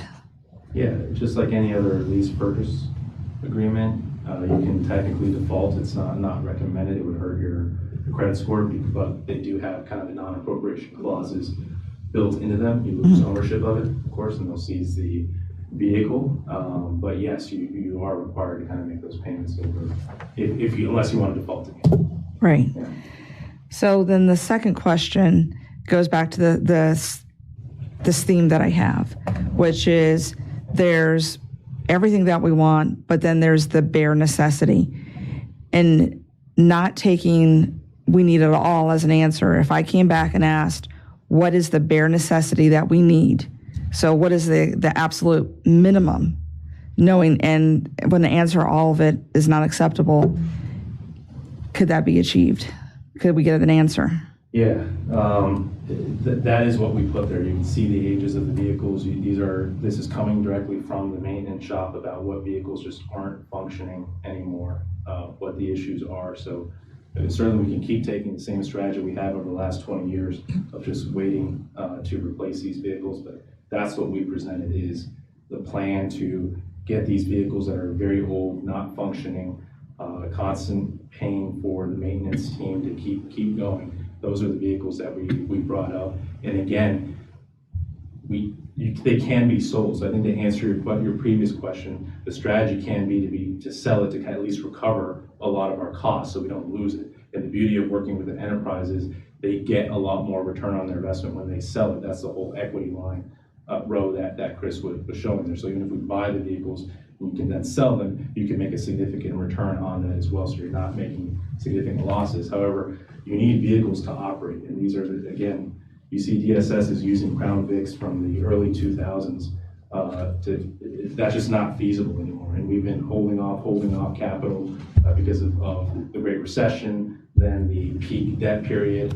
We've laid out a plan, again, to achieve savings for the city over the long run, which then could be invested back in the rainy day fund so that you're not struggling that much during recessions. And that's part of this plan as well, is to achieve those savings to help you during those time periods as well. So it's an innovative solution that helps reduce costs while also improve operations. That's always kind of the goal of what we want to achieve. And then my last question has to do with the van for Parks and Recreation, the van and the minivan.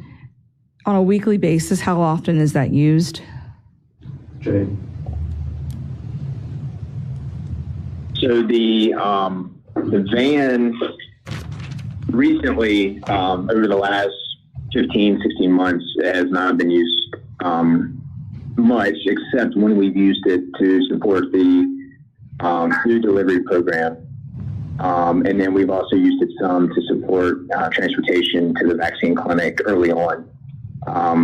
Other than that, it's predominantly used to support programs in terms of regular usage. So Air Leaders in Training program, summer camps when we do the Brit camp and the Road Dogs camp with the police department, Camp 4 Alarm.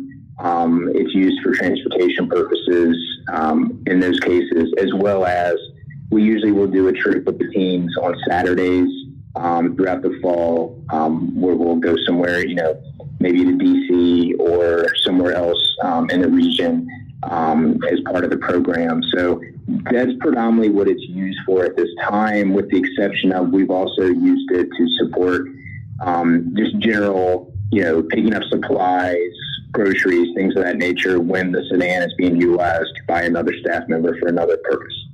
So pre-COVID times, you're looking at maybe once a week, twice a week? During the Leaders in Training, that usually met twice a week, and then also on Saturdays, so 2 to 3 times a week for part of the school year. And then in the summer, during teen camps, you may be using it 5 days, but then, depending on the camp, you may not use it at all in a particular week. Okay, thank you. I see on here that the oldest vehicle is a 2000. The newest one is a 2013. I do see there's a lot of older vehicles in the city that do need to replace. If things were to tank and go south, is there sufficient funding in our reserves to cover like maybe 1 or 2 years of these lease payments? Yeah, that's what we've been building towards. So the funds we have right now are to keep operations going, to cover these kind of required obligations, so yes. Okay. What is our total reserve position right now? So I briefed that to you a few weeks ago. I don't have it off the top of my head, but there's a Okay. reserve slot. Yeah, I don't have it on the top of my head either. To the details. I would say right now, from a true standpoint, we're probably at around 4.5 million. Okay. From a definitional standpoint, we're around 8 million. So I think that 4.5 million is probably the right number. Right. Okay, thank you. Okay, I think we got everybody. Okay. Go ahead. Do you all need to take a break before we keep moving? Does anyone need a break, or shall we keep rolling? Let's keep rolling, and it's already 10 o'clock. Okay. And we're not even halfway through, I don't think. We are. So if we don't want to complete this tonight, we can be strategic. We do have Jay and Randy coming back next week to brief you on their operating budget. So if you want, actually Randy doesn't have any more CIP, but if you want Jay to update the CIP next week so we can kind of go through this a little bit quicker. That's up to you all, because you're right, we're already at 10 o'clock. We have a pretty significant amount left to do. Okay. So I guess we can get to that point when we get there, but just please let me know if it's kind of getting a little bit too late and we want to defer till next week. Okay, why don't we proceed, if everyone's in agreement, why don't we proceed until 11 o'clock? I think that's fair. Is that fair? We'll cut off Okay. there. Yeah. Okay. Schedule for. Yeah, okay. Again, Registrar, not really going to brief this. Please follow up with any emails if you have on any voting machines, but from my understanding, these are voting machine replacements that are on a set cycle. And so the next time that they have to replace is going to be FY24. For transportation projects, we will turn that back over to Calvin. Okay, so the first project in the list of transportation projects is the Conner Drive extension. This is to provide an access from 28 to Euclid Avenue along Conner Drive. There is an existing road bed for a portion of this to Brandy Station, and then the road is already completed but in drastic need of resurfacing and repair. And this project provides sidewalks and parking along the entire length of the proposed improvement. The project total is $2.26 million. We anticipate spending $942,000 in FY22. We have completed preliminary engineering. We completed right-of-way acquisitions. We're currently trying to rectify some issues with utility relocations so that we can put the project out to bid. We anticipated advertisement and construction again this spring, but unfortunately these utility relocation issues have sort of put the project on hold, but we're still hopeful that we can get utilities relocated and this project advertised this summer. Next slide. Upper Kent reconstruction. We approved the task order for the design work for that this evening. All in all, we're looking at a total project cost of $563,500. As we spoke earlier, there's $459,000 in the proposed budget for FY22. We will not get complete preliminary engineering and design completed in FY21. But we will get it done in calendar year 21. And again, we could be bidding this project as early as winter of 22, but if there is right-of-way acquisitions or easement acquisitions phase, it will probably wind up being late spring, early summer at the end of FY22. Next slide. We have a series of culvert replacement projects in the city. Mosby Court, everyone's familiar with. We have retainage left to pay to the contractor who executed the improvement of $17,000. That'll be due in FY22, 1 year after project start. Manassas Drive at Russia Branch, that's the very large double barrel culvert that runs underneath the Manassas Drive near Railroad Drive. We were looking at a multi-million-dollar replacement project, but unfortunately, due to the status of revenue sharing, we've had to switch gears on that, and we're going with a long-term repair project with shotcrete and head walls, so that project cost is reduced to $550,000. We're currently scoping a design document for that project. But we expect to be design started in FY21 and construction in FY22. And then the other major culvert that runs under Manassas Drive is at the Public Works building.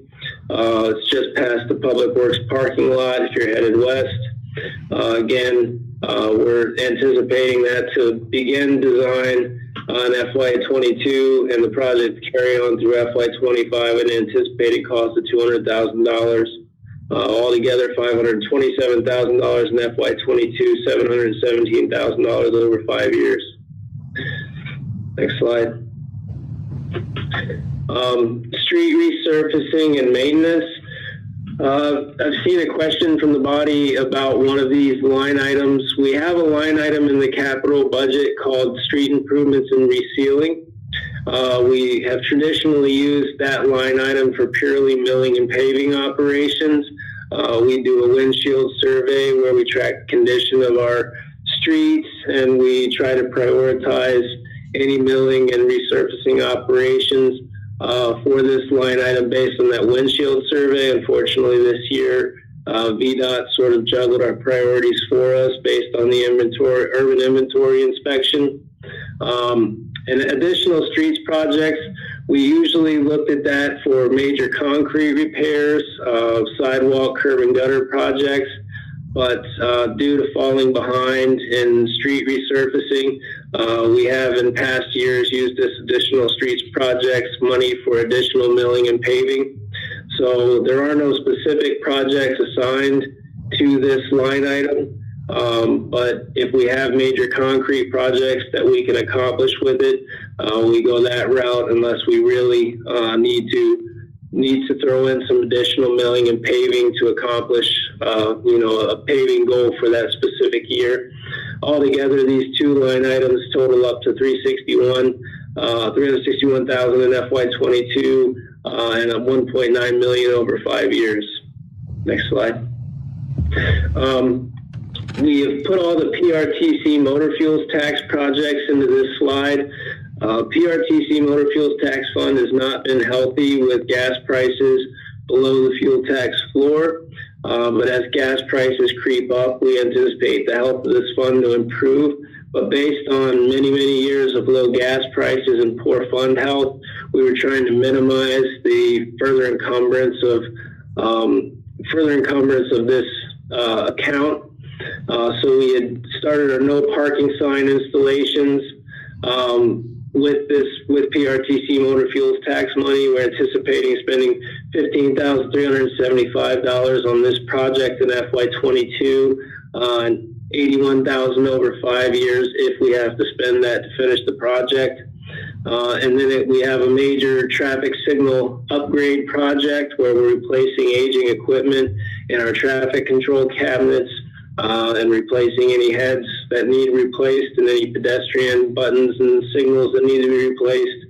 $334,000 for that in FY22, $169,000 over 5 years. Next slide.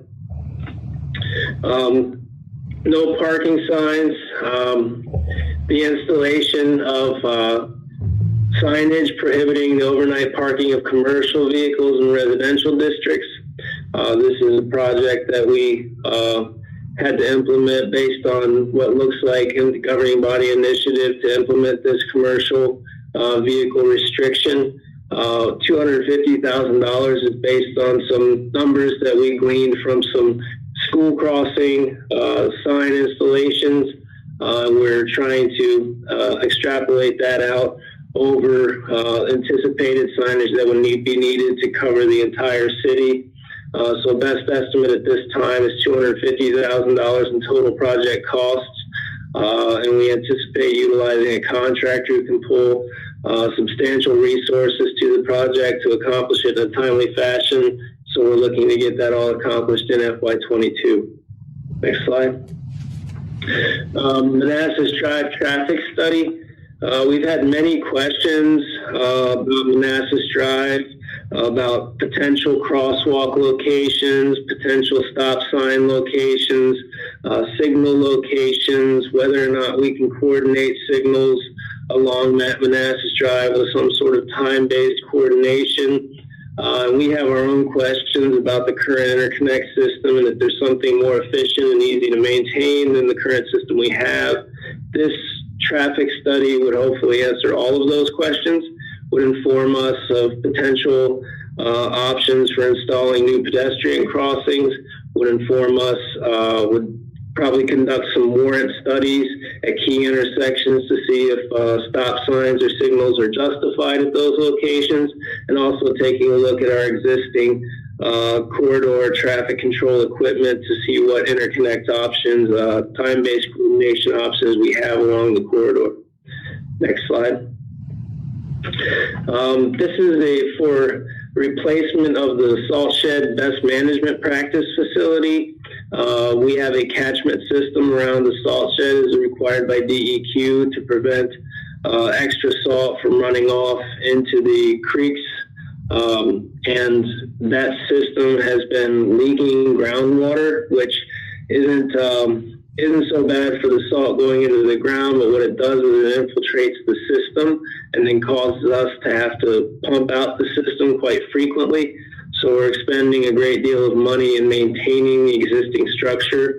So we need to replace the structure so that we don't keep having to go through this clean out operation with the same frequency.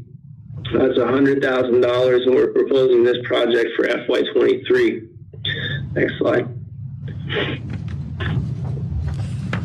Concrete intersection at Owens. This is at the intersection of Euclid and Owens Drive, Owens Court.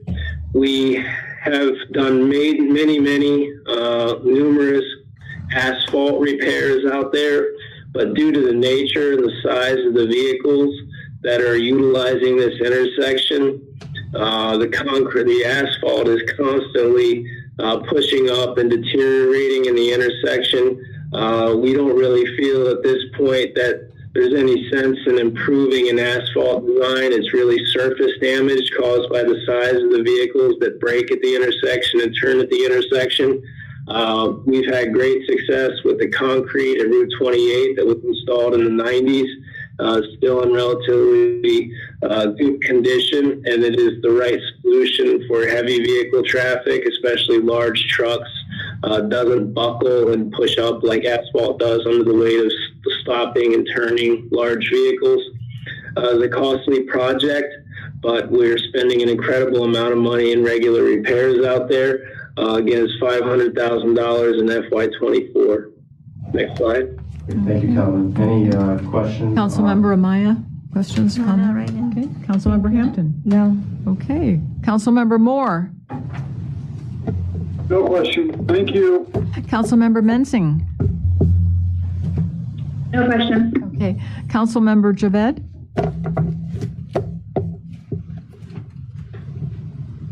No questions. Okay, thank you.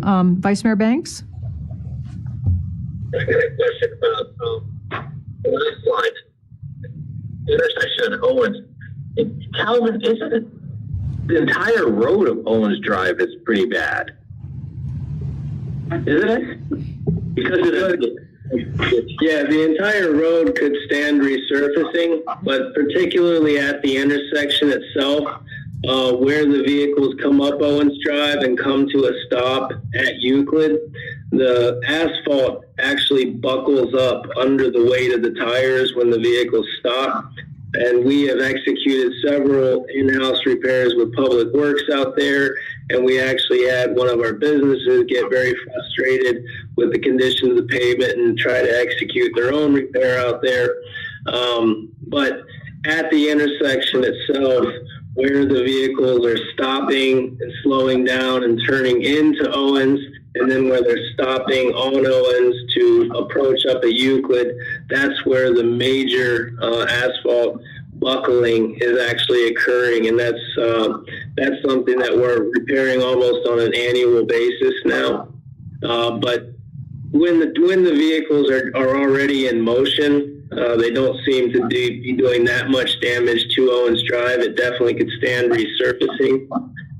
But we're not seeing the same level of buckling and failure that we're seeing in the intersection itself. I got my last question. We experienced something similar at Euclid on the other end at the high school, with the buckling of the trucks that would constantly stop and buckle the road. Remember that? Yes.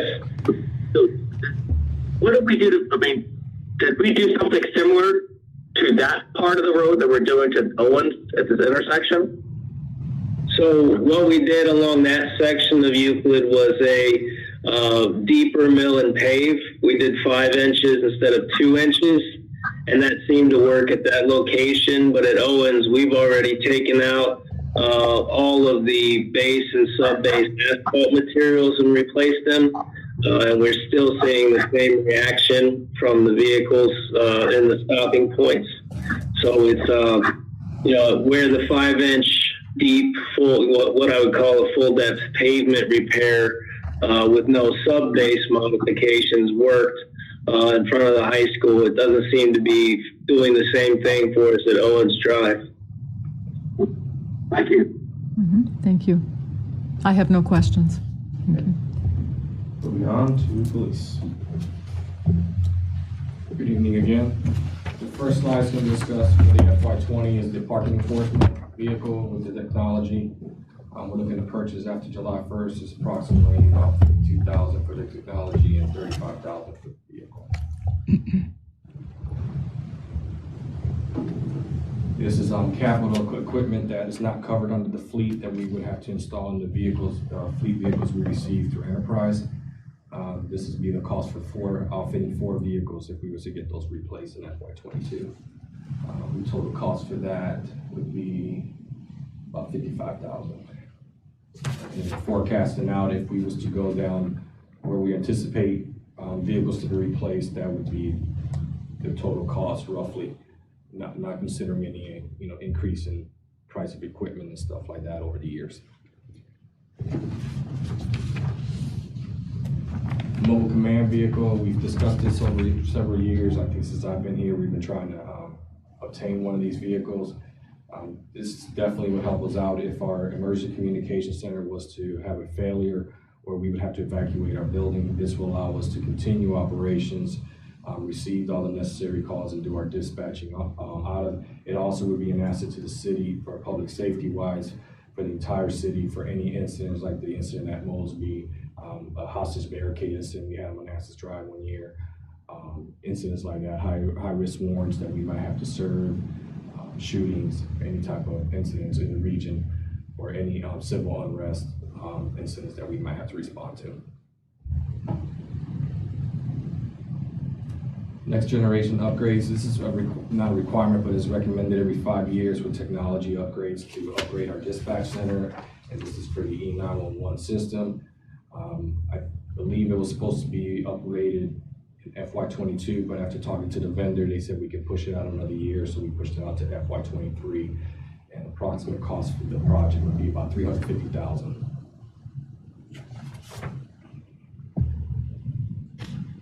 Our CAD system is the original CAD system that we got when we moved into our new building, and I believe we purchased it prior to moving in there in 2005. It's pretty much to the end of its life cycle. A lot of technology is not compatible to some of the new stuff that's coming out in the region, especially with RMS and our 911 dispatching and texting that's coming about. This system is not going to probably be compatible, which we're looking at replacement between FY24 and 25.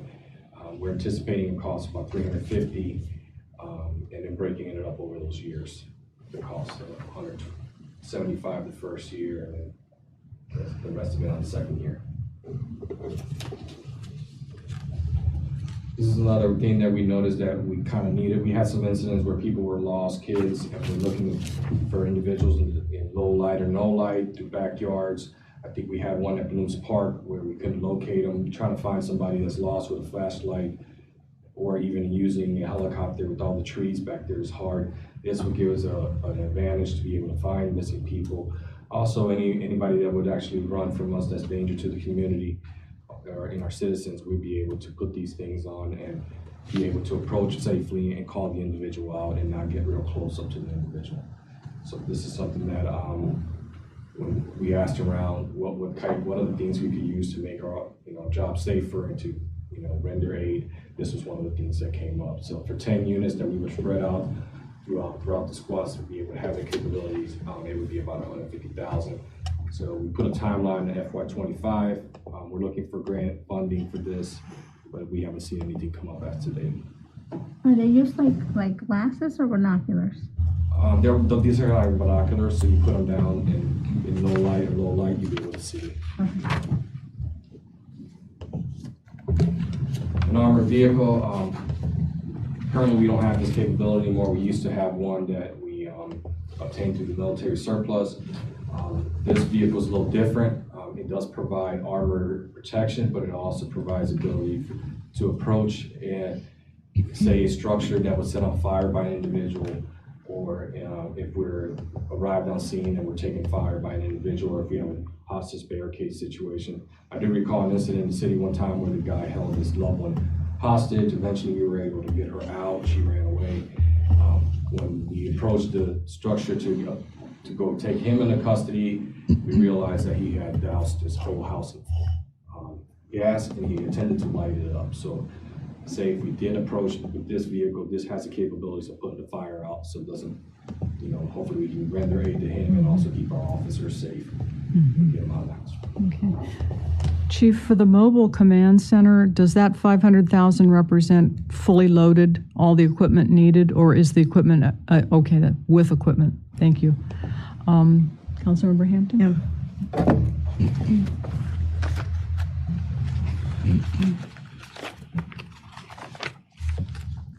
Hello again. So regarding the mobile command center, what incidents have happened inside Manassas Park? I know nationally there's things that have occurred, but incidents inside Manassas Park the last year, 5 years, 6 years, or decade that would indicate the need for this?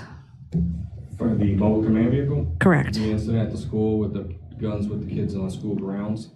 We were out there for a period of time, had resources from Prince William State Police, all, get there, and we were working out of the back of a truck, which was not feasible. We've had a couple high-risk warrants where we had to serve for murder suspects from other jurisdictions that they reside in our city, and that would have been a good asset to have. The Mosby court, when the road failure, it was raining. We were out there with a tent trying to stay under it, and eventually it got to the point where the sun came out and it got too hot, but we were out there pretty much all day, and I believe Calvin's group was out there for almost a week or so. And this would have been great for them to be able to go in, discuss anything, and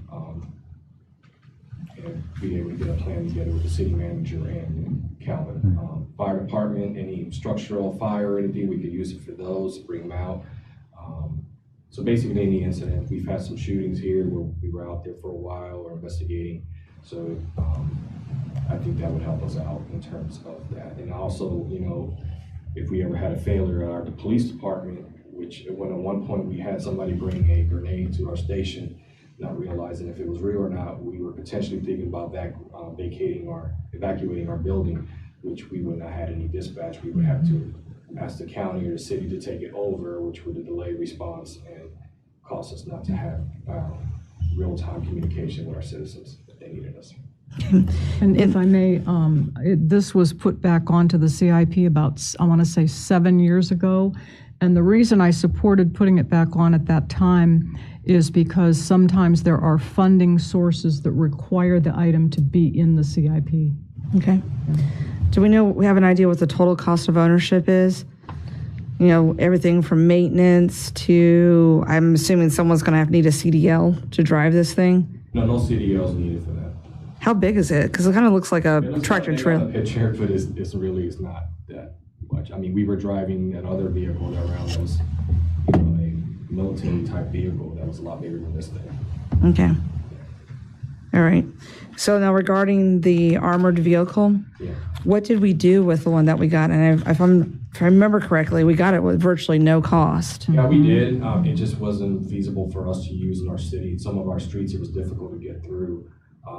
To approach a house with that big of a vehicle, it was hard if we needed to get closer to the house or to a building because, cars were parked in the way or, other structures. It would be difficult for us to get close. And so this newer one would allow you that flexibility to go down, let's say go down the one that's between Pierce and Cabell, that little tiny street. Is this thing like the size of my SUV? It's a little bit bigger, but it'll definitely fit through those side streets like Kent is one, Courtney is another one. Some of those streets where there's 15 miles an hour that you have to go through and it's real narrow. Yes, it'll fit through there. Okay. This is designed specifically for U.S. domestic law enforcement, whereas the MRAP was designed for combat that we utilize in Afghanistan, not necessarily appropriate for domestic settings. So, yeah. Okay. And do we have an idea, when we get closer, can we get an idea of the total cost of ownership? Once again, you're looking at maintenance, because I'm assuming that, the guys in our shop can't probably maintain this thing. I believe they can. Yes. They can? Mm-hmm. The only thing we have to be concerned is some of the ballistics, if they got shot, shot at, would they hold it up? If we had to replace it, there would be a cost, but if it saves somebody's life, I guess we would. Well, I think a life is worth more than the cost to right, and windshield can be replaced quite easily. All right, that's all my questions. Thank you. Mm-hmm. Okay. Let's see. Oh, I think we've covered everyone. Thank you. Thank you very much, Chief. Next, we have fire with Chief Silver. Yeah, I got one question for the chief. Oh, yes. Yes, sir. Does the parking force per vehicle have cameras? The LPR do have cameras on? The LPR doesn't have like a in-car camera. It wouldn't have an in-car camera, but the LPRs do have camera that is able to register tags as it drives by. It will record incidents?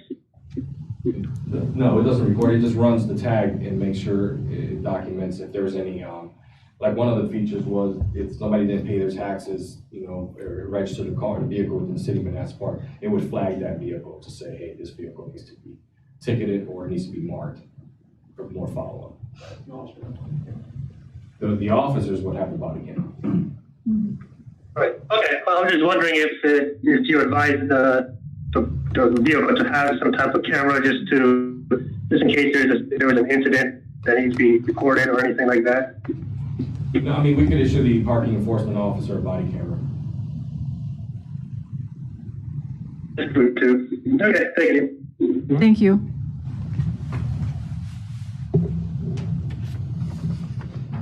Chief Silver. Good evening again. For the first item, we have radio communication upgrades. This is going to be over 2 years. That'd be the timeline be FY22, FY23. Going to be for putting mobile radios into our frontline apparatus, and also upgrading the chief officer corp radios. Some of the things we need to do is like fix GPS locators, do some encryption work, and work on getting our radios up to meet the standards within the middle of Virginia. This FY22 is $26,650. FY23 is $24,600. Next. I got a quick question. Can you give an explanation or an example of a frontline apparatus? Both fire engines, both medic units, and the battalion's vehicle. Okay, thank you. Yes, ma'am. So next is the enterprise vehicle upfit. So for every vehicle, we're going to be looking to purchase a vehicle upfit, which is going to be with cabinetry, radios, lights, everything that's going to be moved to the vendor. So in FY22, we're looking at deputy fire chief along with EM supervisors. That's it, going to be at $30,607.50. FY24 will be our battalion chief's reserve vehicle. That'd be $52,093. And then FY26, we're looking at replacing the current battalion chief's vehicle along with the fire chief's vehicle. That's a total of $71,559.40. And then when we roll back into FY27, we do the fire marshal's vehicle and the EMS supervisor's vehicle, and that's $39,187. FY28 is the deputy fire chief's vehicle. FY29 will be the battalion chief's backup vehicle, and then in FY30, the battalion chief and the fire chief's vehicle. So everything rotates in a 5 to 5 year increment. Next. So next is the what we call our special services vehicle replacement. These are the vehicles we've asked to be removed from the enterprise fleet due to the longevity of the vehicles that we hang on to them and the purpose of what the vehicles are used for. The first one would be the replacement of about 23 of $78,000 for the utility. That utility is basically our catch-all vehicle. We currently just have bought a skid unit, word pump, that we have been mounted in the back of the pickup truck that allows us off-road access for any type of woodland fire or brush fire, especially with having two parks. That vehicle, I guarantee, is the oldest in our fleet. It's a 1996, which is a manual transmission. In FY24, we're looking at $65,000 to replace the current off-road vehicle we got. We received that in FY12 through a UASC grant. So next. The next couple slides are EMS equipment. Most of this we put here just for placeholders. Hopefully at the time this comes around, we'll have the cash to pay for these things outright. But in FY25, we're looking at replacing the Lucas device at $32,400. FY25, the thermal imaging camera at $16,250. FY26 ventilators at $37,500. And FY26 the video laryngoscopes at $5,400. All this equipment we just recently purchased through the CARES Act. So it'll be time to replace this stuff in the next 5 to 6 years. Next. Moving on to the next large piece of EMS equipment, which is our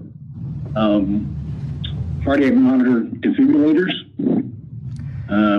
We've historically done these on a 5-year lease payments. We're looking at it now on 4 years based off of the FDA's recommendation of software upgrades. So the project cost will be $110,000 in FY22. And FY22 actually will be $22,000. The project cost overall is $110,000. The timeline is FY19 through 23.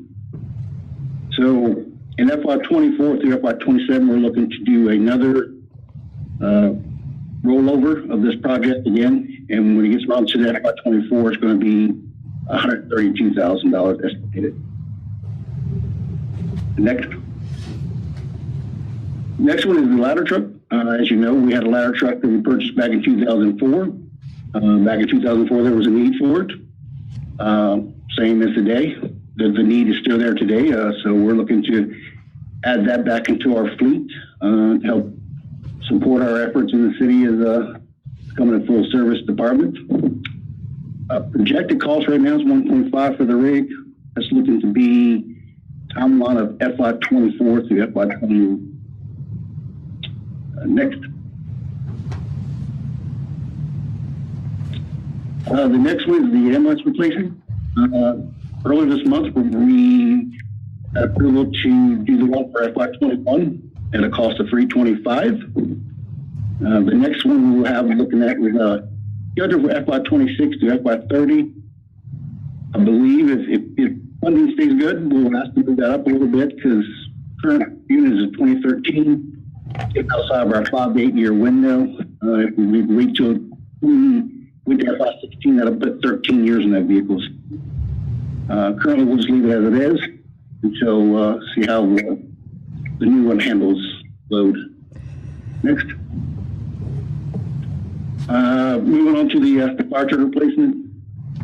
Our current staff is actually designing and specing a new fire truck as we speak. The specs going on in conjunction with the AFG grant we submitted back in February. So if that was to come to fruition, we would have to have a spec show the federal government that we're working on something we're ready to buy. So the timeline for that one would be FY23 through FY27. At projected cost right now, based off the market, is $845. And then looking further down the line, the timeline to replace the newer of the two pieces, 2017, the FY30 through 34 at $920,000. Next. And then we every 5 years we'll replace our PPE The goal is to not have any PPE that's 10 years older, because based off the compliance of NFPA 1581 standards and care of maintenance of the professional protective firefighting gear. Total cost is going to be $96,000 from FY22, $19,000. Total timeline will be FY20 through FY24. This project again rolls over in 5 years. FY25 through 29 at $150,000. Next. And the last one's going to be our self-contained breathing apparatus, which we replace this every 10 years based off the NFPA's recommendation. We last did this in 2015, so next one is FY 25 through 29 at $250,000. Next. Any questions? Questions? No? Councilmember Moore? Questions? No question. Thank you, Chief. Councilmember Mensing? No questions. Councilmember Javed? None here. Thank you. Vice Mayor Banks? No questions. Thank you. Okay, and I don't have any. Thank you very much, Chief. Okay. Good evening again. So the first project on the docket for Parks and Rec is the Signal Hill Park Trail resurface. This comes in at $121,000 and is proposed for this upcoming fiscal year. The current trail at Signal Hill Park's in poor condition, particularly the trail segments adjacent to the pond area. Large fractures and cracks are present. There's a number of trip and fall hazards for trail users. We're looking to mill out the trouble spots as necessary and then add a 2-inch overlay of surface course asphalt throughout the entire trail. And the city is working with Merchant McIntyre on this particular project to try to pursue grant funding as a means to address the cost. Next project is the playground upgrade at Signal Hill Park. This comes in at $90,000 and is proposed for FY23. The current play structure was installed in 1996, so it's essentially reached the end of its useful life cycle. Due to the age of the structure, it's become increasingly more difficult to find replacement parts. We're often forced to retrofit portions of the structure or make customized repairs in order to keep the playground online and accessible. This project would entail all equipment, borders, and safety surfacing to be removed and replaced like for like, and we would also reduce the overall footprint by approximately 3,000 square feet. This reduction would allow us to reduce maintenance costs and eliminate wasted space. If the previous project is able to be funded through grant monies, this project may be feasible, may be expedited if feasible on the list. So the tennis and basketball court resurface work at Signal Hill Park comes in at $86,000 and $65,000 respectively, and both projects are proposed for FY25. Both courts are in pretty severe disrepair and exhibiting severe current cracking. In addition to slip, trip, and fall hazards, functionality and competitive play have become difficult just due to the size and scope of the cracks and the court's overall poor condition. In this project, all the pavement will be milled and resurfaced, while the official court lines will be painted per each court's respective regulations. The tennis court project would additionally include new fencing around the perimeter of the entire court.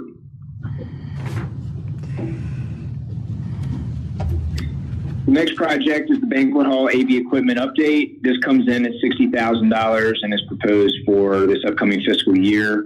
The current AV system has exceeded 11 years in operation and logged quite a few hours along the way. Due to a number of advancements in technology, the current system has become antiquated. It's become increasingly difficult to locate replacement parts, especially cost-effective and time-sensitive parts. The Banquet Hall is the facility's most popular and lucrative rental space and has been historically used throughout the years to host a number of city functions, town halls, mayoral and council debates, etc. The goal here is to go ahead and replace all existing audiovisual equipment with new updated projector screens, panels, audio equipment, accessories, and a partition sensor. The retaining wall demo and rebuild project comes in just under $100,000 and is proposed for FY24. The wall picture here is located at the intersection of Spruce and Adams Street, bordering the outdoor basketball courts as you enter Casella Park. Parts of the wall continue to disintegrate, chunks of stone and mortar falling out into the sidewalk and street. Ultimately, that creates hazards for nearby pedestrians and motorists. We have implemented a stopgap measure that you see in the picture there by kind of tightly wrapping fencing around the wall to kind of mitigate the risk, but this is certainly just a temporary measure. This would entail demoing the existing wall, removing all debris, and then adding a new segmental retaining wall in the existing footprint. The segmental wall carries the same general lifespan as a stone wall, but should prove to be a little bit less costly and can also be built to higher specs. So that kind of makes it a little bit more of a superior option in this case. The Wellness Center equipment purchase comes in at $118,000 and is proposed for FY24. By FY24, the existing line of strength equipment will have been in operation for 10 to 14 years, depending on which space that you're looking at. The industry standard suggests replacement every 7 to 10 years, especially given the high cost of repairs and frequent downtime that is prevalent once units hit the end of their useful life cycle. The current equipment is scheduled to be replaced with new modernized units to include selectorized machines, plate-loaded units, power racks, dumbbells, a cable system, and a functional trainer. So the chemical feed controller, perimeter caulk repair, and white coat replacement projects come in at $33,000, $49,000, and $66,000 respectively, and are proposed for FY22, FY24 and 29, and then FY24. In terms of the chemical feed controllers, 4 units will need to be replaced, 2 each at Signal Hill and Manassas Park Community Center. The average lifespan of these units is about 9 to 10 years. The equipment at the community center is over 11 years old, whereas the ones at Signal Bay have been online for 10 years. The units provide specified dosing concentrations at chemical levels, so they ultimately ensure proper water chemistry. When levels become too low, waterborne illness and algae can form, and then when they're too high, it puts patrons at risk for burns or skin irritation. So it's important that these are operating at peak efficiency. In terms of the caulk line, this is the line that surrounds both the activity pool and the lazy river. It'll need to be removed and replaced. It was last done in 2015 during the water park renovation, but it's recommended to be completed every 2 to 5 years. If this line gets compromised, we essentially risk water seeping into the joints, which can cause beam and concrete damage. And similarly, the Lazy River was also last completed in 2015. This is recommended to be done every 7 to 8 years. Same situation. We want to prevent water from reaching the joints, which can ultimately cause a structural issue and create beam and concrete damage. The indoor pool deck recoat and heater replacement projects come in at $20,000 and $44,000 respectively, and are proposed for FY23 and 25. This is the original deck from when the community center opened in 2010. As the deck ages, the texture continues to be compromised, which only increases the risk of slips and falls. We'll essentially need to grind down any of the loose texture, repair and epoxy the cracks, and then we would recoat with a skid-resistant material. In terms of the heaters, they were last replaced in FY17, and they are approaching the end of their useful life cycle. 2 heaters are assigned to the indoor pool and 1 to the spa. Without the heaters in place, the spa loses complete functionality, and the pool is unable to maintain the 2-degree separation or 2-degree differential between air and water temperature. Without this kind of 2-degree separation, it provokes condensation and increases water loss. This particular project may be able to be targeted in terms of emergency procurement if we're unable to make it to FY25. So the Single Bay Water Park bathhouse, pump room, and pool office demo and rebuild project comes in at $1,090,000 and is proposed for FY25. The bathhouse, pump room, and pool office has reached the end of its useful life cycle. The bathhouse is not up to code or ADA compliant. Electrical components are failing. The cinder block walls are cracking. The ventilation is inadequate and unreliable. The roof is leaking, and the pump room is outdated. The goal here is to just completely demo and rebuild the existing facility in its current footprint.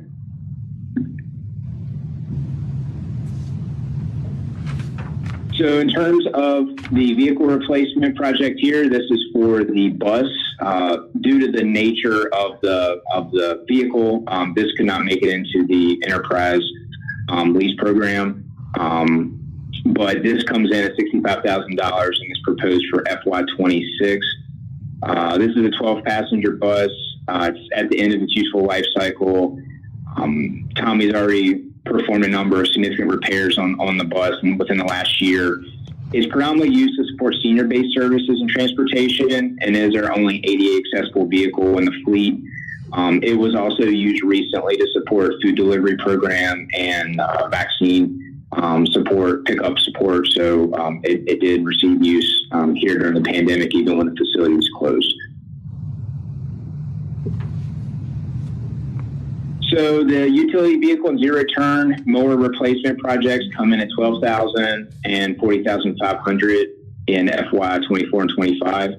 The utility vehicle you see pictured here is our existing unit that we have online in Costello Park. It's pretty much limping to the finish line at this point and barely operable.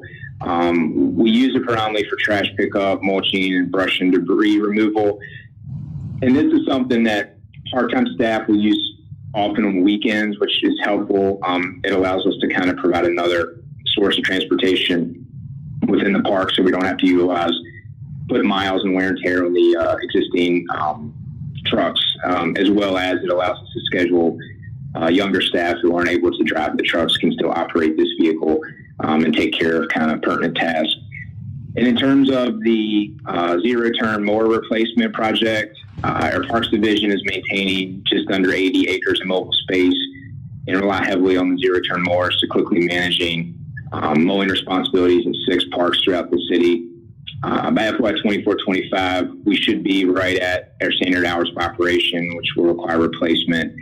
And the plan is to replace 1 unit in 24 and then 2 in FY25. So the Blooms Park Trail Resurface project comes in at $740,000 and is proposed for FY26. The current trail of Blooms Park is in severe disrepair. Large cracks and fractures are present throughout the trail, while in some places, sections of asphalt have become displaced and detached from the path. Given the trail's inherent rugged terrain and frequent changes in grade, further deterioration can only enhance the trip and fall risk for users. The goal here is to mill out all problem areas and then resurface the existing 3.5 mile stretch of trail. This is another project where the city is exploring potential grant options in an effort to fund this a little bit sooner. So the Blooms Park transition to an active park project comes in at $1.7 million, a little over $1.7 million. And a proposal date has not yet been determined. This project basically focuses on transitioning Blooms from its current status as a passive park to an active park site. A number of amenities would be added in order to do this, with the hallmark feature being an artificial turf field to include outdoor lighting. In addition to the turf field, a top-of-the-line 18-hole disc golf course, 2,200 square foot playground, 2 20 by 20 outdoor pavilions, and an illuminated water feature will be included as part of the project. The field, playground, and pavilions are expected to be installed where the previous driving range sits, while the disc golf course will be integrated into the existing landscape of the former golf course, and the water feature will be added to the pond located off of hole number 5. The turf field would provide an opportunity for substantial year-round rental revenue, while the pavilions would provide 2 additional park rental spaces to complement the frequently used spaces in Signal Hill and Costello Park.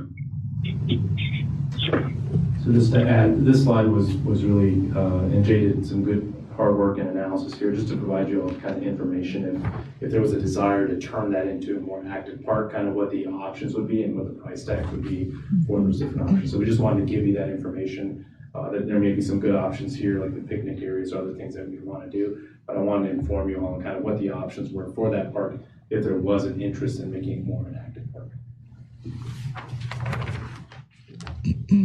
And so the last project here for DPR is the downtown library establishment project. This comes in at $825,000, which is split between 2 subsequent fiscal years, and that proposed for 22 and 23.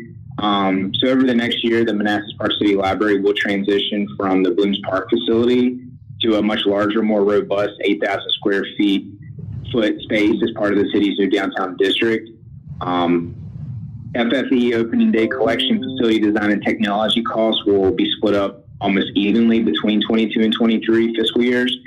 And this will essentially provide a full menu of library services to the local community. Okay, are we ready for questions? After questions, it seems like a good stopping point. Yeah, okay. Councilmember Moore, do you have any questions or comments? I just had one question, and that was the comment that was made about the showers at the Signal Hill facility not meeting the ADA requirement. That's a little disturbing to me. So what can be done to at least retrofit the shower, the ADA shower, so that it can be accessible now as opposed to later? So I can definitely do a little research on that. My understanding is that due to the age of the facility, I guess in terms of the city's not at risk or increased liability from a code standpoint, but in terms of for us just from a goodwill measure to try to find a way to make those ADA accessible for our patrons, I can do a little research to see what that would entail and then what the cost would be just for that portion of the project. So it doesn't violate ADA rules and regulations as it is today? Correct. The facility would not, so the health department would not shut down the facility as a result of its current state. And my understanding is due to the age of the facility when it was built and what the requirements were at that time, there is, we're kind of protected from that. But as far as a way to kind of make those spaces accessible so that we can, appropriately serve that portion of the community, I can look to see what that would entail from a cost standpoint and what that would look like to just kind of paring down that specific portion of the project. And then my final question, are we required to have equipment that would allow disabled kids to be lowered into the lazy river? Are those kind of lifts present at the lazy river? No, sir, we don't have anything currently in place. We do have an ADA accessible piece of equipment at our indoor pool in the community center, but not at Signal Bay. Is it required? Not to my knowledge, but I'll also look that up as well and get an answer for you on that. I appreciate that. Thank you. No more questions. Okay. Councilmember Mensing. No questions. I just want to make the comment that for the record, I am not in favor of transitioning Blooms Park into an active park. Okay, thank you. Councilmember Javed. Yeah, I have a question in regards to the strength training in the fitness center. After we updated all that equipment just recently and entered into a leasing program as well with some of these equipment, this is back on the CIP for FY24 again? So we broke this up into two separate projects. We recently did a cardiovascular line upgrade where we removed and replaced all previous cardiovascular units that were put in place when the facility opened back in 2010. But in order to kind of make it a little more palatable from a cost standpoint, we broke it down into two separate projects. And this is the strength-specific portion of the project, which would address the selectorized machines that were part of the original layout when the facility opened in 2010. And then it would also replace the strength equipment that was added in 2014 to the previous classroom space at the end of the facility.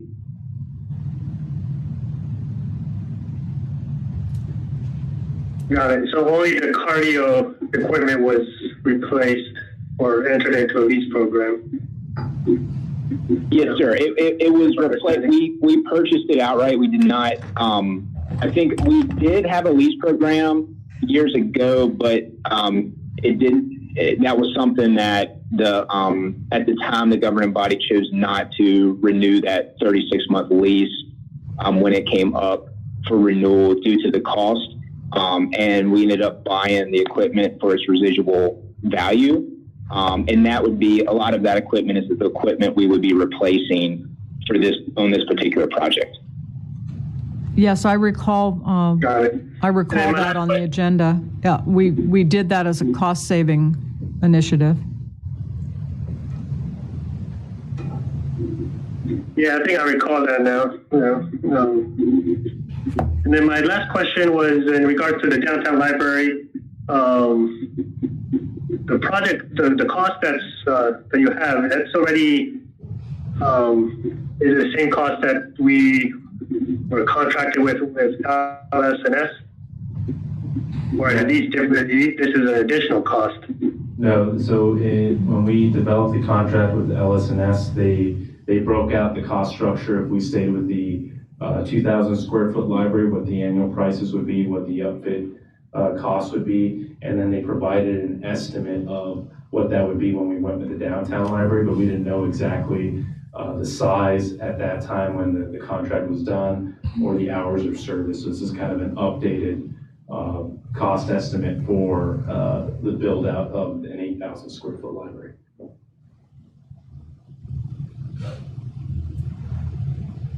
Follow up, Hasib? Yeah, I mean, I understand that we're expanding the library, but I thought we got those the cost for the expansion as well, and these fixtures and furniture and equipment and the opening day, all of that cost was in there. Oh, if I recall, the lease revenue bonds. Is that what you're asking? Well, I'm asking I guess a contract between LS&S and the cost to expand the library. It's not baked into the annual $250,000 cost. They wouldn't be able to do this for that. The $250,000 annual was for what it costs for them to run the 2,000 square foot library. Once we transitioned, so if you look back at the contract, we clearly divided it up between existing transitional library, and then if at that time there was no decision on the downtown yet, but they laid out what they thought a price would be, I believe, for like a 6,500 square foot library at that time.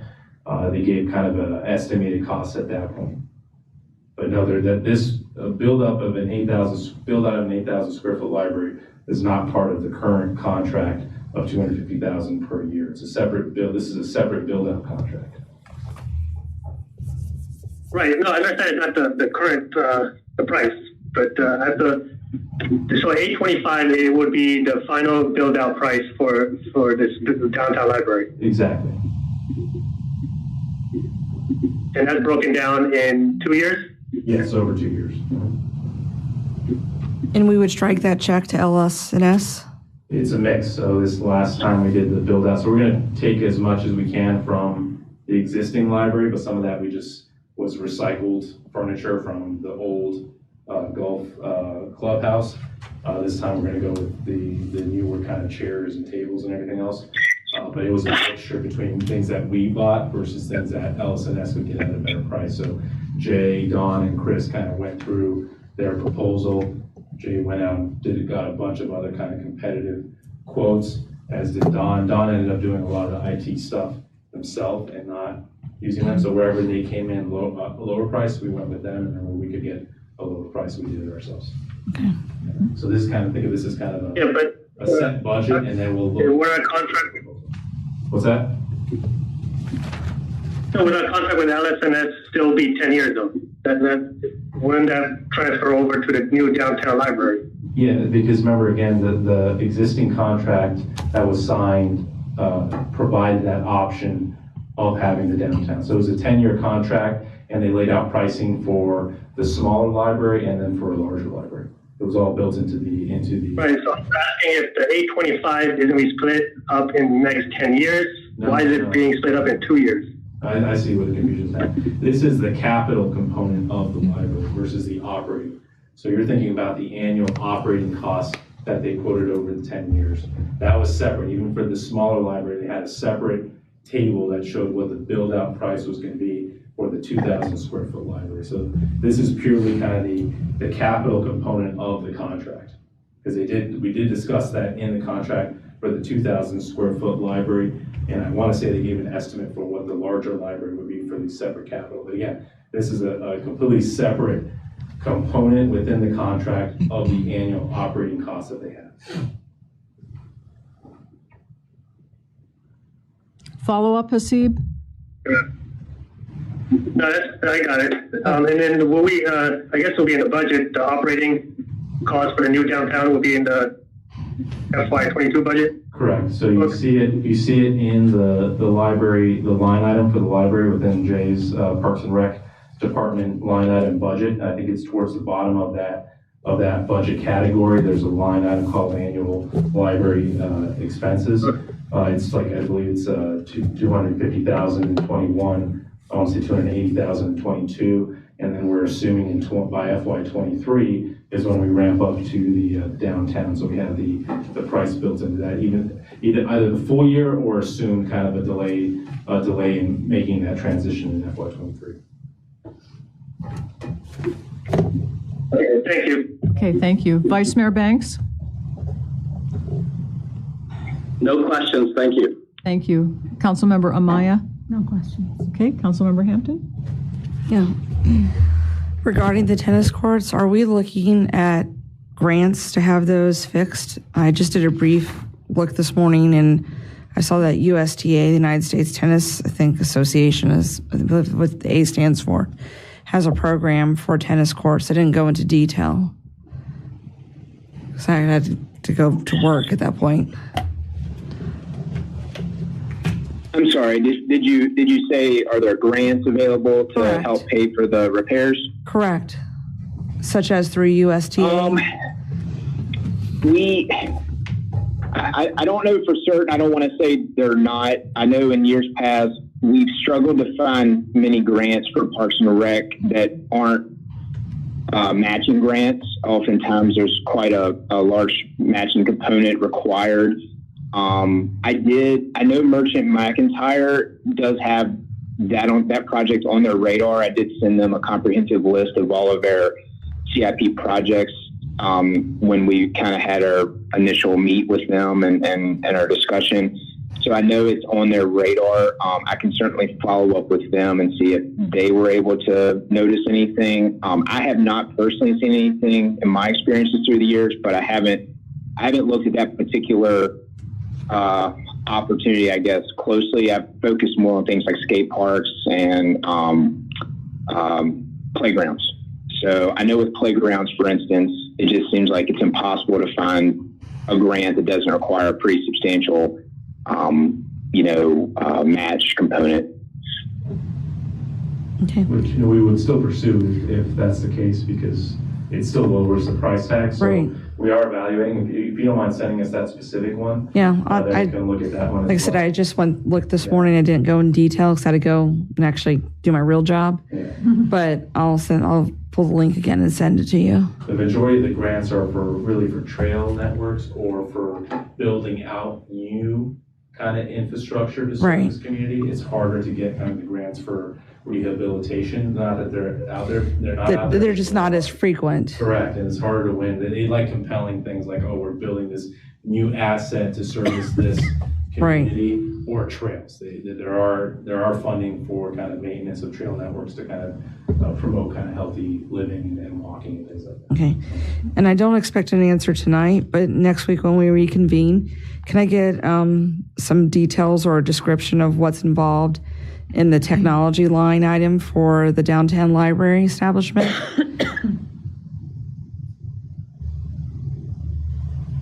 Sure, yeah, we can do that. Okay, thank you. That's all I've got. Okay. I can't promise I'll have it to you by next time, but if you want to if you don't mind following up with an email, because we have all 70 questions lined up that we received so far from everybody. So we are kind of preparing answers. That way we just kind of keep it in the line and get you the detail of what that is. Okay. Well, this is an excellent breaking point. So do we have a motion to adjourn? Moved. Second. All in favor? Aye. Aye. I did have Aye. Opposed, abstained, motion carries. Sorry. We have something in the city manager report, which was the next Oh, okay. agenda item, but Okay. I guess we're already adjourned. So. Yeah. Sorry, Leslie. Yes.